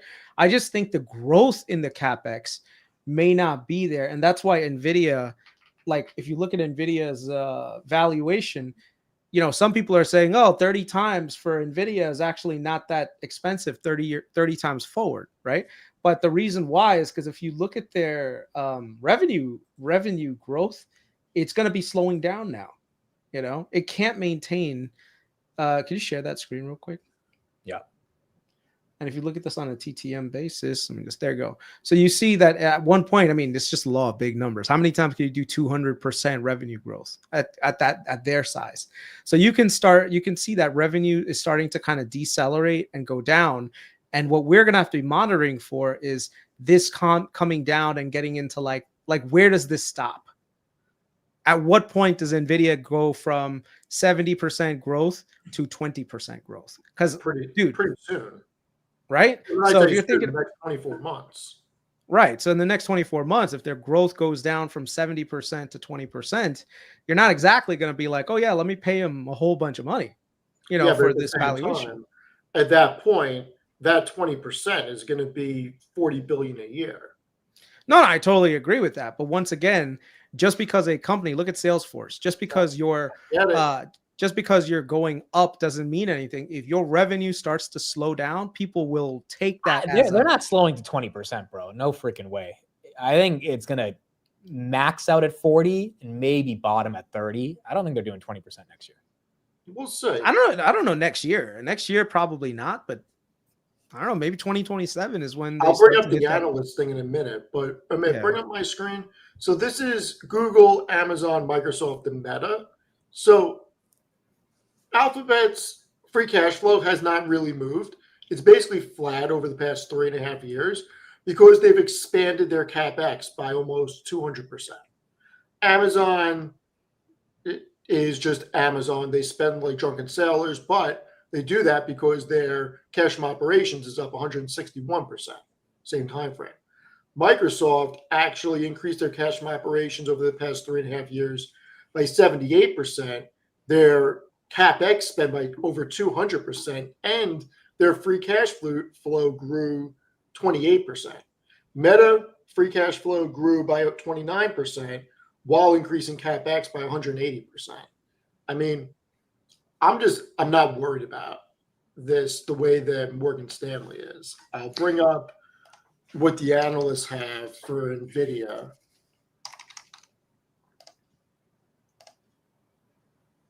Shows you how many times I use this. I know exactly where it is. So they're saying year-over-year revenue growth is going to be 60% this year, 33% next year, and 18% the following year. 18% in 2028? For the 2027 year. You got to remember, they finish their year in January, not December. So even though that says January 2028, it's really the 2027 year. Okay, so then the analysts are expecting 20% in 27, 30. So there's one more year of 30% the analysts are expecting. Yeah. Now, China revenue bumps that to 40%. That's the promise that Jensen kind of has made if the export controls go away. But without it, yeah, you could say 2027, not necessarily the cheapest multiple, or 2028 in this case for NVIDIA. Depends what they do with the cash. Their EPS is still pretty cheap, 25 times 2027 earnings. Yes. Well, the one thing NVIDIA is doing that I do like, that they're not just trying to just run one business. They are doing these side businesses that could provide them more of a, what's the word, like a scalable revenue model where they're not dealing with the, because the chips business is cyclical. There are times where there's huge demand and then demand starts to fall off. And then if demand falls off, then now all of a sudden, you get repriced much lower. So in order to get away from that cyclicality, you want to develop a business that has, like the same thing that you asked Vlad on the conference call, remember? Where you said, hey, like, what are you going to do when things slow down? It's like, oh, we have multiple lines of business. So this time around, you've got all this cash flow coming in. NVIDIA needs to make smart investments in other parts. You look at Broadcom with Hock Tan. Guy's a genius. You know what he did? He said, if we just rely on our chips business, we're going to go through cyclicality. So they bought VMware. VMware now is like a huge part of their driver, and that's a non-cyclical business. So hopefully that's what I think Jensen is trying to do with like the AI factories by investing in robotics and all this other stuff, where you could theoretically a ton of equity stakes in these companies too. Yeah. Right. Yeah. Yeah. Because then they can develop services revenue. I mean, look at Amazon right now. Look at Google right now. Look at Microsoft. Do you know why their business is always up and to the right? Because everyone is going to go into the cloud. Every year, cloud grows by 15%. So even if like your core business weakens a little bit because of seasonality or because of macro level changes, dude, you got this nice up into the right business. Okay, I'm happy you brought up that name. I know we got you guys for 10 more minutes, so this will be the last topic. Are we buying Amazon? Are we doing it up 1% year to date? I think could be the easiest thing to buy in the Mag 7 at the moment. So is this a Google 150 again? Like, I wouldn't say it's a Google 150, but it could be a Google 175, 180. I'll take that if it's a Google 150. I will show you something real quick right here. There. Damn it! Why did it? I'll put a poll in the chat as well if you're buying Amazon at these prices. Steve, when's the last time you bought Amazon? Has it been a minute for you? It's been a minute. I'd have to look. It's been a minute. But you've owned it for a long time. Yeah. Are you buying Amazon? That is the question in the chat. So one of the ways that you value Amazon, if you just look at it as a PE, you'll get lost. You don't value Amazon based on PE. Anyone that's been valuing on Amazon on PE has gotten their face ripped off. Amazon trades based on its EBITDA. Okay. So if you look at its EBITDA multiple to its enterprise value, it's trading at some historic lows. Okay. This is actually worth looking at for the next 2-3 years, because AWS is still going to grow 15-20% per year. They're working on their own set of Trainium chips, which means that they're probably going to expand some of their margins. So, they're doing what they have to. They're also doing a lot of side stuff, but their EV to EBITDA, this is like the lowest since 2015. So I'll give you. It was lower in like when we had Liberation Day. That was the only time where it dipped. But besides that, it's literally stayed here. I'll give you a very quick reason of why I think Amazon's a good idea right now. Mm-hmm. If you have a long-term mindset, you have to think over the next 2 to 5 years, they're going to scale tremendous efficiency throughout their operations with robotics and AI. You also have to think that, as Kris said, their TPU chips are going to help offset some of their compute, and they're going to be able to scale cloud a little bit quicker. And when I walk through the city, this is a horrible way to look at things, but 80% of the delivery trucks outside of food trucks, like besides like US Foods, I'm not talking about food, just FedEx, United States Postal Service, UPS, and Amazon, 80% is Amazon trucks in the city. Like everybody still uses Amazon. It's just why is that a wrong way to think of things? Because it's just an observation. It's not backed by any factual data. You know what I mean? It's not backed by numbers. But I think that they're going to scale margins through robotics and AI. And to me, that's where the underlying story is, because they could add significant profitability without doing much on the top line, because their margins are so thin already. See, the challenge the challenge with Amazon is that, once again, people are looking at it and saying, look, the consumer is weakening, right? So that if the consumer is weakening, less people are going to buy stuff on Amazon. But then I point them to this. Look at their EBITDA margin. Look at that. It's 20%. And it's up and to the right. Look at that. Like, this is... That's better than their operating. This is, well, even at their operating margins. Look at their operating margins. Hold on. It's at 12.4. It's up and to the right as well. What are you using right now? Fiscal AI. You guys are all using this, aren't you? Dude, it's amazing. I love it. I know. Tanner was telling me how good. I thought it was really good. Make sure you use my code, not Tanner's. You're my friend. Okay. And was showing it to me, and I was like, "This looks exactly like what Tanner was showing me." That's why I asked. Yeah. Let me show you this thing 1 second. Let me just get rid of some of this other stuff. So if you look at their operating, not price to operating cash flow, even price to operating cash flow is trading at freaking like his like discounted lows. Well, let me ask you a better question. Why is Amazon down this year? Like, Steve, we'll go for you first. Why is it disrespected? Well, it went down after last quarter's earnings. They didn't like the earnings weren't bad. No, but they didn't like the guidance. I mean, this has happened from time to time again with Amazon. I think it's Google again. It's just not Google at 150. Do you think the tariffs are having a major impact on their commerce business? And not from what the numbers are showing. And I would also argue that if the consumer starts to weaken a little bit, it's even more of a reason why people are going to use Amazon, because they're not going to have to drive to the store and spend the money on gas. And then there's no compulsive, let me go out and get food or anything. It's bing, bang, boom, order what you need. It comes right to your home. Yeah, I mean, that's a good point, that if there is some massive level of inflation because of the tariffs, which even JPEL has acknowledged is probably not the case, people would use Amazon even more. So there are plenty of ways to dice around the tariff argument to not have that be there's not a DOJ narrative on Amazon like there was on Google, which is why I'm so surprised the stock is stuck. Yeah, I mean, this is the thing with them. Like, look at their revenue. Revenue has been going up and to the right. Their operating margins are getting higher, but then their stock price is kind of flatlined. I mean, this is what you're looking at when it comes to opportunity, right? I agree. The only thing, let me just look at their revenue growth. What does their revenue growth look like? Has that been going down? Let me just hide this. For Amazon? I feel like it's 15%, a little bit less. No, it's flat. It's flat. It's like 10%. It's flat, which is not bad. Yeah, but in all seriousness, they're a $650 billion revenue company. I mean, we can't expect them to grow at 30-40%. Yeah. No, of course not. The fact that they're growing at 10%, it's pretty like substantial, and they're doing it on a regular basis. They're expected to be the first $1 trillion revenue company. And it goes back to what I always say about long-term investing. Yeah. If you think over the next 5 years that they actually do get to 1 trillion, as the analysts do, and there's 10 analysts that are saying that, and if over the next 5 years they can create efficiency through robotics and AI, and they can get their margin up, I mean, if they get their margin up to 15-20%, that's 150-200 billion operating income.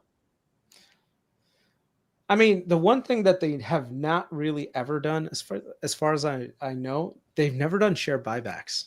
They generate a lot of cash flow, but they literally take most of their cash flow, deploy it right back into CapEx. Yeah. You know? But the one thing I have noticed, though, is that they're really focusing on trying to increase their monetization from Prime now. If you notice some of the changes around Prime, I do. October 1st, they will not let you ship to another address if they're on a separate, if they're on your account. So my mom's account. I do that. I do that for my mom all the time. Like if she needs like airfield. Yeah. I will confirm this, but to my understanding, on October 1st. Wait, it is October 1st. It's freaking October. That should be live now. So October 2nd of that. So try sending something to your mom. Yeah. Send her like, yeah. Yeah, look, this is they announced this a couple of months ago. Amazon is tightening restrictions on shared Prime accounts. Starting next month, Prime members who want to share shipping perks with other customers must live together at the same primary residential address, a change from the company's previous allowance. That's stupid. AKA, really stupid. If you want to ship something, you can still ship it to your mom, but you can't ship it Prime. You can't do the 2 days shipping. At least that's what they said. Huh. But it might not be rolled out to everybody. It might take some time. You have to join, what is that, Amazon Family? Like, how much do they charge for that? With Amazon Family, Prime customers can share shipping. Yeah, I don't know how much is Amazon Family. But it makes sense for that. It's good for shareholders because that means, there's more people setting up accounts. I mean, I'll be honest. I'm going to have to get Amazon Family. Why? Because my mom, whenever she needs anything, how convenient it is. Like, she'll call me. She's like, hey, like, the refrigerator is making that sound. Do you think you could order the filter for me? Okay, 2 seconds. Boom, done. It just gets delivered. I just have to pick her address. It gets delivered to her. You know, It's a great Like- feature. Yeah, it is. yeah, yeah. I do that for like my in-laws too. Like if they ever need anything, just order it and they just get it. Do you think AWS accelerates end of year because of AI? Could that be the thing that really jumps it to 250? I That was mean, one of the issues in Q2 is the AWS growth. It's growing at 17.5%. If they get that to like 21%, which I know is asking for a lot, but like maybe they have not an Oracle quarter, but they do increase their guidance, their Anthropic, like, that I think easily re-rates the stock like quickly. Good.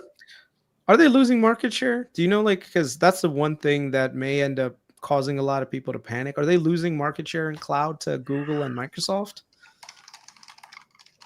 I have not seen numbers that says they're losing it. Now, Google and Microsoft are growing faster, way faster, but like Amazon's Yeah, the that big guy means they're here. losing market share. That means Amazon's losing market share. Because if Google and Amazon are growing at 40, 50%, Amazon's growing at 30, then you're losing But it's market off a share. smaller base, I can right? It's off a smaller base. confirm that they're losing market share because I remember AWS being at 33%.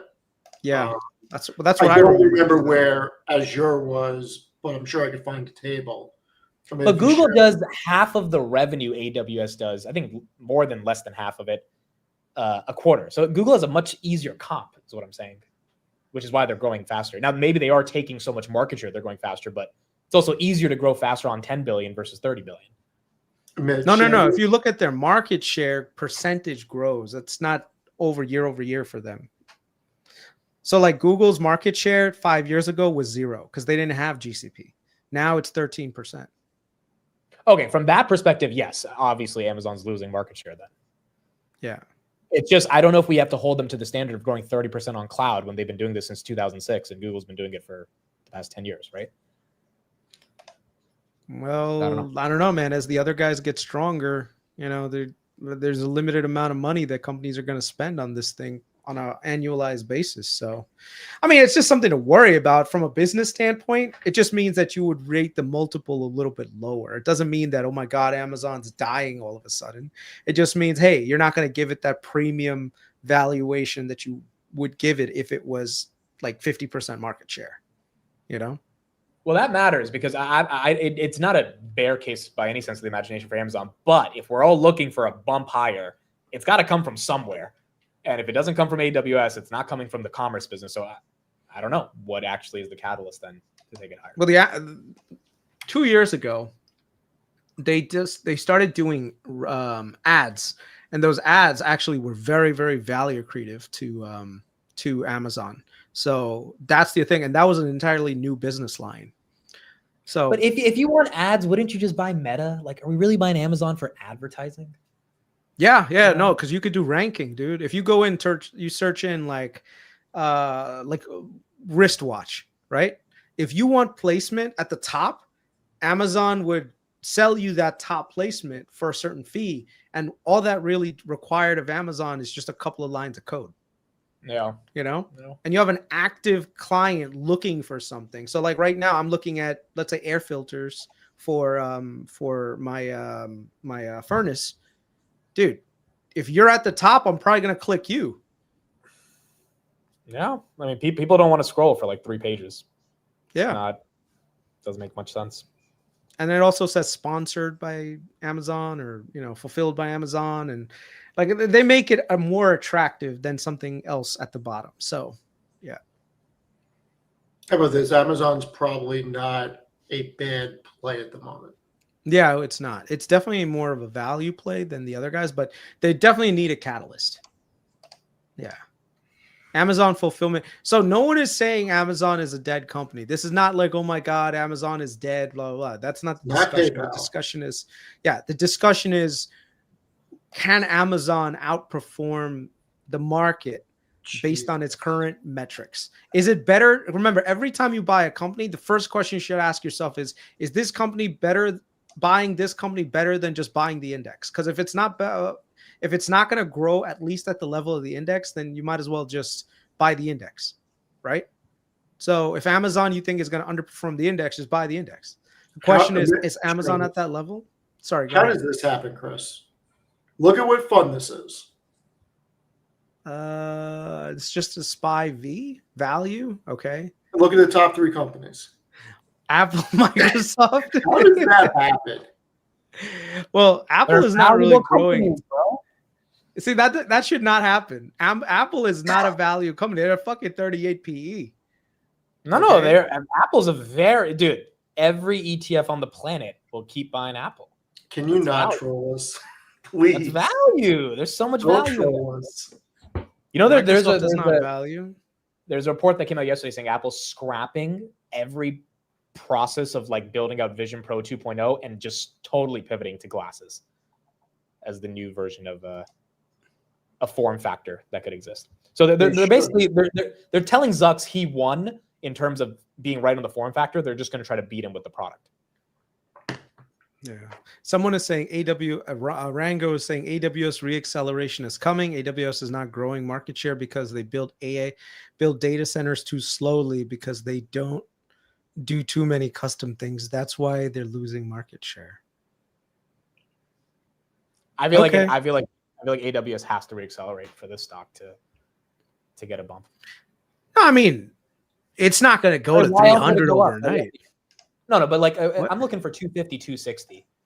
Like by dude, that's easy. That's a 10%. Okay, so what gives it the 10? It's been stuck for 5 months. A really good quarter. Prime day. I don't know. I forgot. No, I mean, the one thing that they have working against them, like I said, is that weakening consumer. If the consumer is weakening, that means year-over-year growth on their e-commerce business is not going to be that great, right? So that's a challenge for them. So they have to figure out a way to grow other lines of business to make up for a weaker consumer. And I think the market is sniffing that out. The market is saying any businesses that have consumer focus, like face focus, if the consumer is weakening, then their business should be slowing. At least that's what the market is projecting out. So, all right. I think we're going to wrap it up there. First off, 2 things, one for each of you. First of all, Kris, I just want to acknowledge a lot of comments in the chat have said they think you lost some weight. And I saw you in Vegas. You definitely slimmed down. So, congrats on that. Working on it, bro. Gotta get that. Gotta get back to my goal weight. So, yeah. No, you absolutely slimmed down from when I saw you before. And then, of course, Mr. Steve, he will be having his first stream on Friday or Saturday. Are we opening a Pokemon pack card or something? Like, are we going to open a pack? Night. I don't know. Saturday night? Can we do that? Can we do a pack opening? Dude, we should have some drinks on. If we're all going to do it, we should have some drinks on Saturday night. Like, we should make it. I'm down. I'm down. I mean, I got a bunch of alcohol, so. We should get some drinks and make it a night. I think it'll be like 9:30-ish. Yeah, 9:30. I'll put something on Twitter on Saturday, but 9:30. I got to build a few things for it. I wonder if Amazon could actually cut back on capex and buy back shares. Do you think that would make the stock price go higher? I think that's in the cards for a 2-year plan. Yeah, at some point they really have to buy back. I don't think that they can do it right now, but I do think that that's on the list of things. So, because I mean, like, how many warehouses? How many do they really need? I'm pretty sure they probably hit a saturation point somewhere. I don't think they're buying. It'll be interesting to see what happens. Yeah, it will be very. Dude, if they buy back shares, they're buying back Bezos' shares. It's gonna be hilarious. That's true too. That's the other thing. Freaking Bezos has been selling every other I'm surprised it's even above 200 if you think about all the Bezos selling. Dude, Bezos has spent $500 million on a yacht. Come on, of course he's selling. Yo, that girlfriend is expensive, man. He's living his best life. That girlfriend is expensive.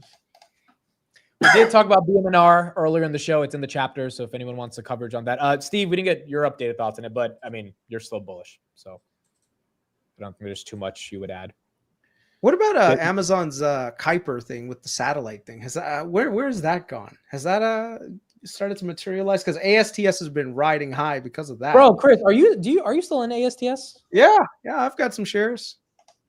But you sold your options. Bro. I sold my options on it. Yeah, But dude, I told you this is a nice long-term hold, man.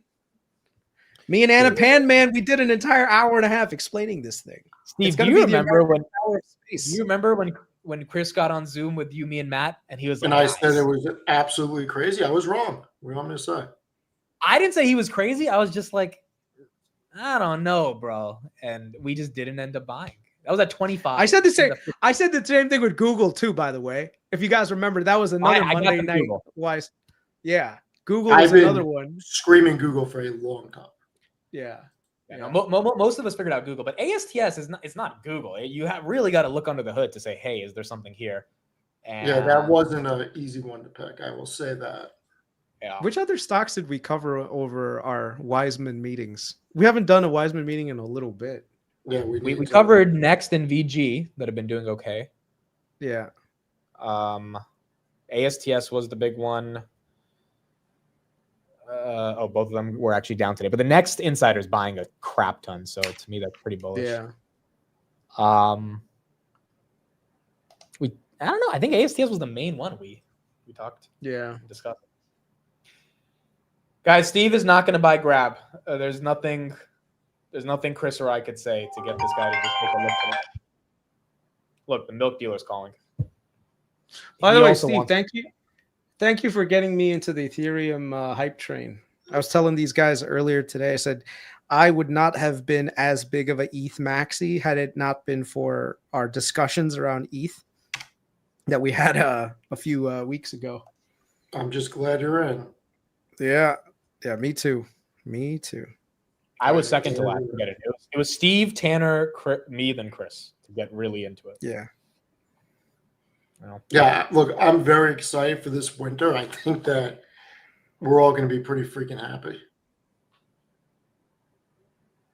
Yeah, I mean, look, I think there's two tailwinds: AI, capex, and somebody in a Mitch chat just put SPG out there. I didn't know that you have people who follow REITs in your chat. Look at that. Dude, people love REITs. What are you talking about? People love REITs. SLG was a big win for a lot of people. So, Steve, might surprise you a little bit, but check this out. Let me just share screen. By the way, shout out to Desi in the chat. She says, my friend Kate that you met at the Miami meetup bought 10,000 shares of Grab. Steve, Nice. I mean, we got friends of friends who come to a meetup, hear the thesis, and they jump in, and you're not even willing to look at it.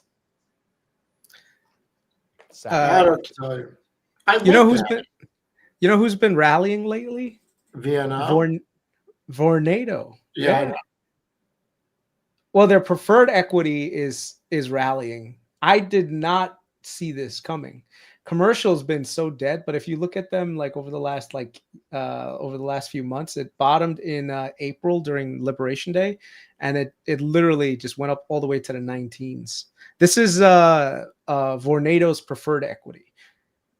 So yeah, the REITs are catching bids with the mayor run. So yeah, that fucking fool, man. I was telling these guys, I think he is a symptom of excess, how good New York's had it for a long time. And so what happens is there's a lot of income inequality. And so people are like, they would rather destroy the city than see it get better, because they're like, oh, I'm not getting to enjoy the better parts of the city, so I want to see it fall. And so I'm going to vote for the Zoran guy. And a lot of his ideas are so stupid. Like, oh, he's going to do rent control. And I'm like, what? Like, rent control has actually caused rents to go higher because private developers do not build any more homes in New York City because of that. The only ones that they build are luxury homes, and the luxury homes that they say to build are ones that have like 50% allocated to low income, which makes the entire project doable. So no one builds additional buildings. It's insane. I'm just happy I don't live in New York. I don't have to worry about it. But I think the whole country is going to be paying attention to this election because he's going to win, bro. Like, Cuomo's not beating this guy. So when he does win, it's going to be kind of crazy to see if A, the policies are actually able to be implemented, and then B, you got a lot of rich people in New York that make up a lot of this United States economy. I wonder how they interact They're all gonna leave. They're all gonna leave. I don't think that. No, dude. Bill Ackman's not leaving New York. Like these hedge fund guys aren't. Some of them will go to Miami, but I think a ton of them will stay in New York. You're kidding me? A lot of them left. Dalio's over in Puerto Rico. You notice that? Do you know that Dalio's is like little compound in Puerto Rico? You get away from taxes. I mean, Amit, you're probably gonna have to eventually end up in Puerto Rico too to not have to pay all these capital gains taxes. There was someone who came to the Miami meetup who like did the whole LA to Puerto Rico, and he told me all about it.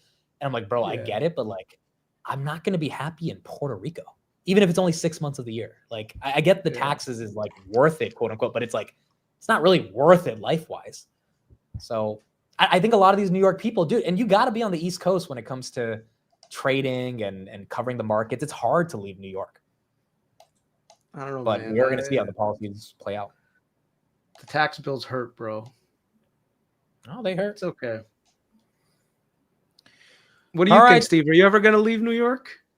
No comment.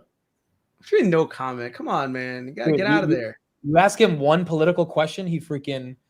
You better hope no freaking politics come up when you're live, Steve, because you're going to have to end up talking about this stuff, you know? It's not going to be as easy. It's not going to be as easy to just say no comment. We're going to have to pressure him. No, Steve's doing it the right way. I don't like talking about politics either, but I do think objectively we can all look back and analyze what's happening in New York. You can have an opinion about it, but it's important to see economically, do these policies have value and can they work? Like, because that's the most important thing, right? All of us at the end of the day want to also see, hey, New York's going to go through a social experiment. If Mamdani wins, absolutely they're going to go through a social experiment. The question is going to be, does it actually work? Because if it does work, you're going to have a lot of ammo from that side of the American public that says, look, we told you this is making New York more affordable. People are happier, yada, yada. It's not messing up the tax revenue, but it might not work. And I guess time is going to tell. When has socialism ever worked? Look, I have my own opinions on it, but nonetheless, we're going to see. Why do we have to keep retrying this stupid thing? You know, it's like it's failed so many times, and it's like, oh yeah, let's keep trying this over and over and over again. It's like this human condition, you know. Like, bro, if you put a fork in the lights, what is that thing called? In the outlet, you only have to do that one time to figure out that this is not going to work. Yet, as a society, we keep going into the socialist experiment bullshit. It's like every other generation has to go through it. But it's as you said, Chris, the wealth inequality in New York is so intense that people would rather choose to go through the experiment than stick with the status quo, right? That's true too. Yeah, which is why I hope the Trump administration does something to kind of help the bottom. And I think with this job situation, if a lot of these companies start bringing jobs back home and people can work a decent job and get paid a decent wage, that could help. You know, that should bring the middle class up a little bit, right? So all the tariffs and everything, it's like this guy put all this tariffs on furniture. Now the thing is, like, we think like, oh my God, it's stupid. I have to go to, you know, buy furniture and it's going to be more expensive. But dude, if you grew up in North Carolina, there used to be like the area was littered with furniture factories. Same thing in some parts of Michigan. They all got closed down because of globalization. So if he's bringing back jobs to those communities, bro, they'll vote for him for the rest of their lives. Yeah. You know, so, you know, like all the chips that are coming back to this, like right now, I don't know if you saw the news. AMD is going to do their chips Intel is going to build AMD's chips. Potentially, yeah. Potentially. But that would be very bullish for American chip manufacturing. So it's going to happen. Yeah. Dude, we should have just followed Donnie T. It's like, how much easier was it than to say, oh, Intel's buying 10% or the Trump's buying 10% of Intel? Maybe we should follow. I can't believe none of us were banging the table, including myself. I called you and said we should buy it. I just didn't pull the trigger. I didn't either. Before that even happened. You called me. Yeah, you called me and you were upset that you didn't buy heavier at 18. By that time, it was 24 after Trump announced the equity stake. But at 24, we should have been like, okay, like it's happening. We should have bought. Like that would have been an easy win for all of us at the end of the year. Just follow the U.S. government into protecting a company in the most important sector of the market, which is AI and chips. And we faded that. And then Donnie T calls up his buddy Jensen Huang and says, "Hey, I need you to keep pumping this." And another 5 billion. Like, it was the biggest fumble, I think, of the past 2 months from all of us. It was so The obvious. one thing that we got to look into is biotech. And I just don't know. We do not have to look into bio. Why would we look into biotech? There's going to be so many breakthroughs in medicine. No. So you're talking about genomics. That's different. Genomics, yes. Okay, that I agree. There is something. I will tell you, I want peptides. Like, take a blood sample for me, make peptides for me, shoot me up with it. I want it. Then you also got Epsilera. You guys seen Epsilera's recent moves? Yeah, Are but they why down is today? it?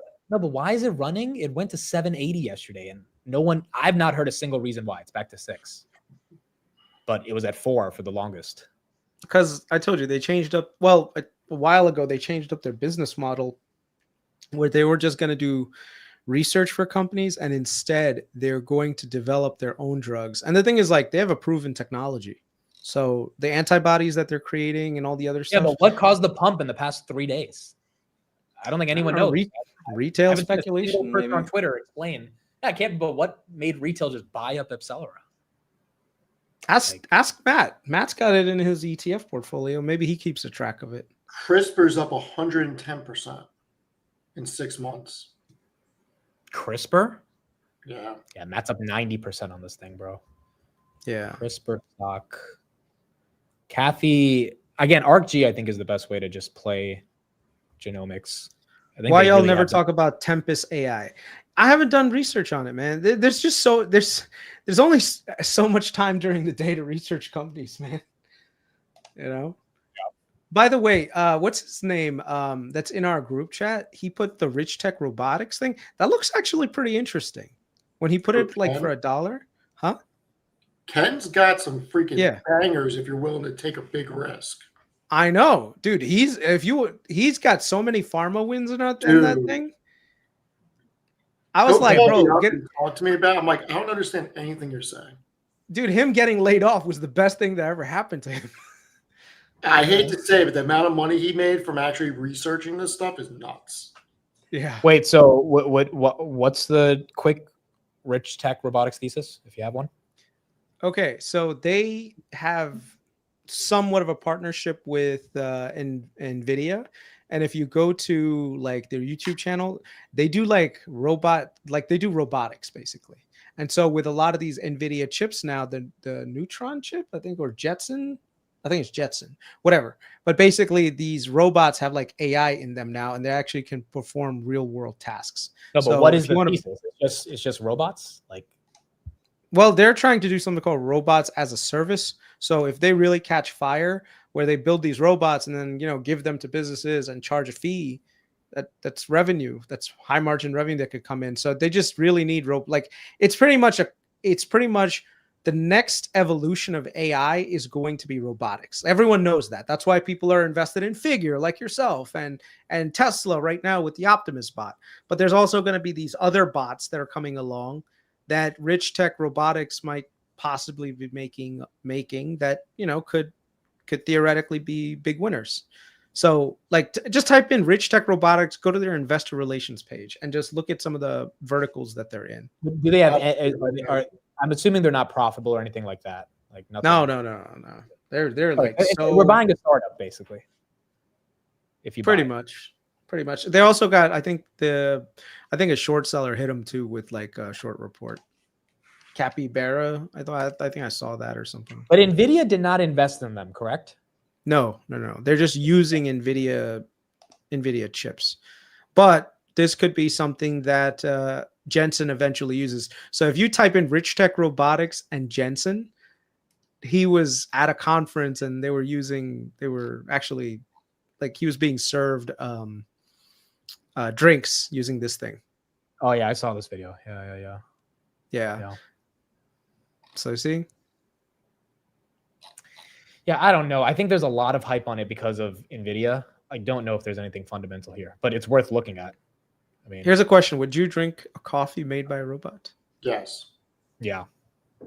I would too, right? That's what a Keurig is. Yeah. So I mean, Yeah. why wouldn't you? Yeah. I'm saying, like, what if you could open an automated coffee shop They and have it's it just at a San robot? Francisco Airport. You haven't seen it? No. Oh, before we go, we got to show it to you. It's called oh, somebody in the chat's got to know. It starts with a C. Cafe X or something like that. Yeah, I'll read the show report on Rich Tech as well. See if there's any juice there. Cafe X. Cafe X. Yeah, let me. Oh, I've seen this. I've seen this so many times. Can you find a video of it, Matt? Yeah. I've seen this a ton of times. This is in San Francisco, I think. Yeah, they have one at San Francisco Airport. JCal invested in it. That is kind of wild, bro. That is. I'm telling kinda- you, this is The first iteration. this is good for, like, this is like the next use case for AI. Like, we're like, okay, look, great. I can summarize a whole bunch of shit using ChatGPT, but bro, I could actually use this kind of thing. Not me, like, at home or anything, but I'm just saying, like, when I'm traveling or whatever, we've got labor shortages here and there. This thing could fit the bill. It's gonna be wild. Yeah. There was All a right. drone that delivers beer. Did you see that? It's like I a have not flying seen that. drone that delivers beer. I have not seen that one, Yeah. but it's all coming. All of these is coming, dude. There's so many of these like Uber Eats robots running around the city. Like, it is wild. Yeah. Absolutely wild. Yeah. All right, that is it for us, folks. Thank you, Chris and Steve, for joining. This is the second edition of Macro Thursdays with Chris. I'll be seeing him Saturday. I think Chris will join that stream as well, Saturday night. Yes, sir. Yes, We'll get some drinks and we'll see everybody there. So Thank you, everyone. thank you, everybody. Appreciate it. See you tomorrow on the Market Open. Bye, everybody. Have a good one. Later.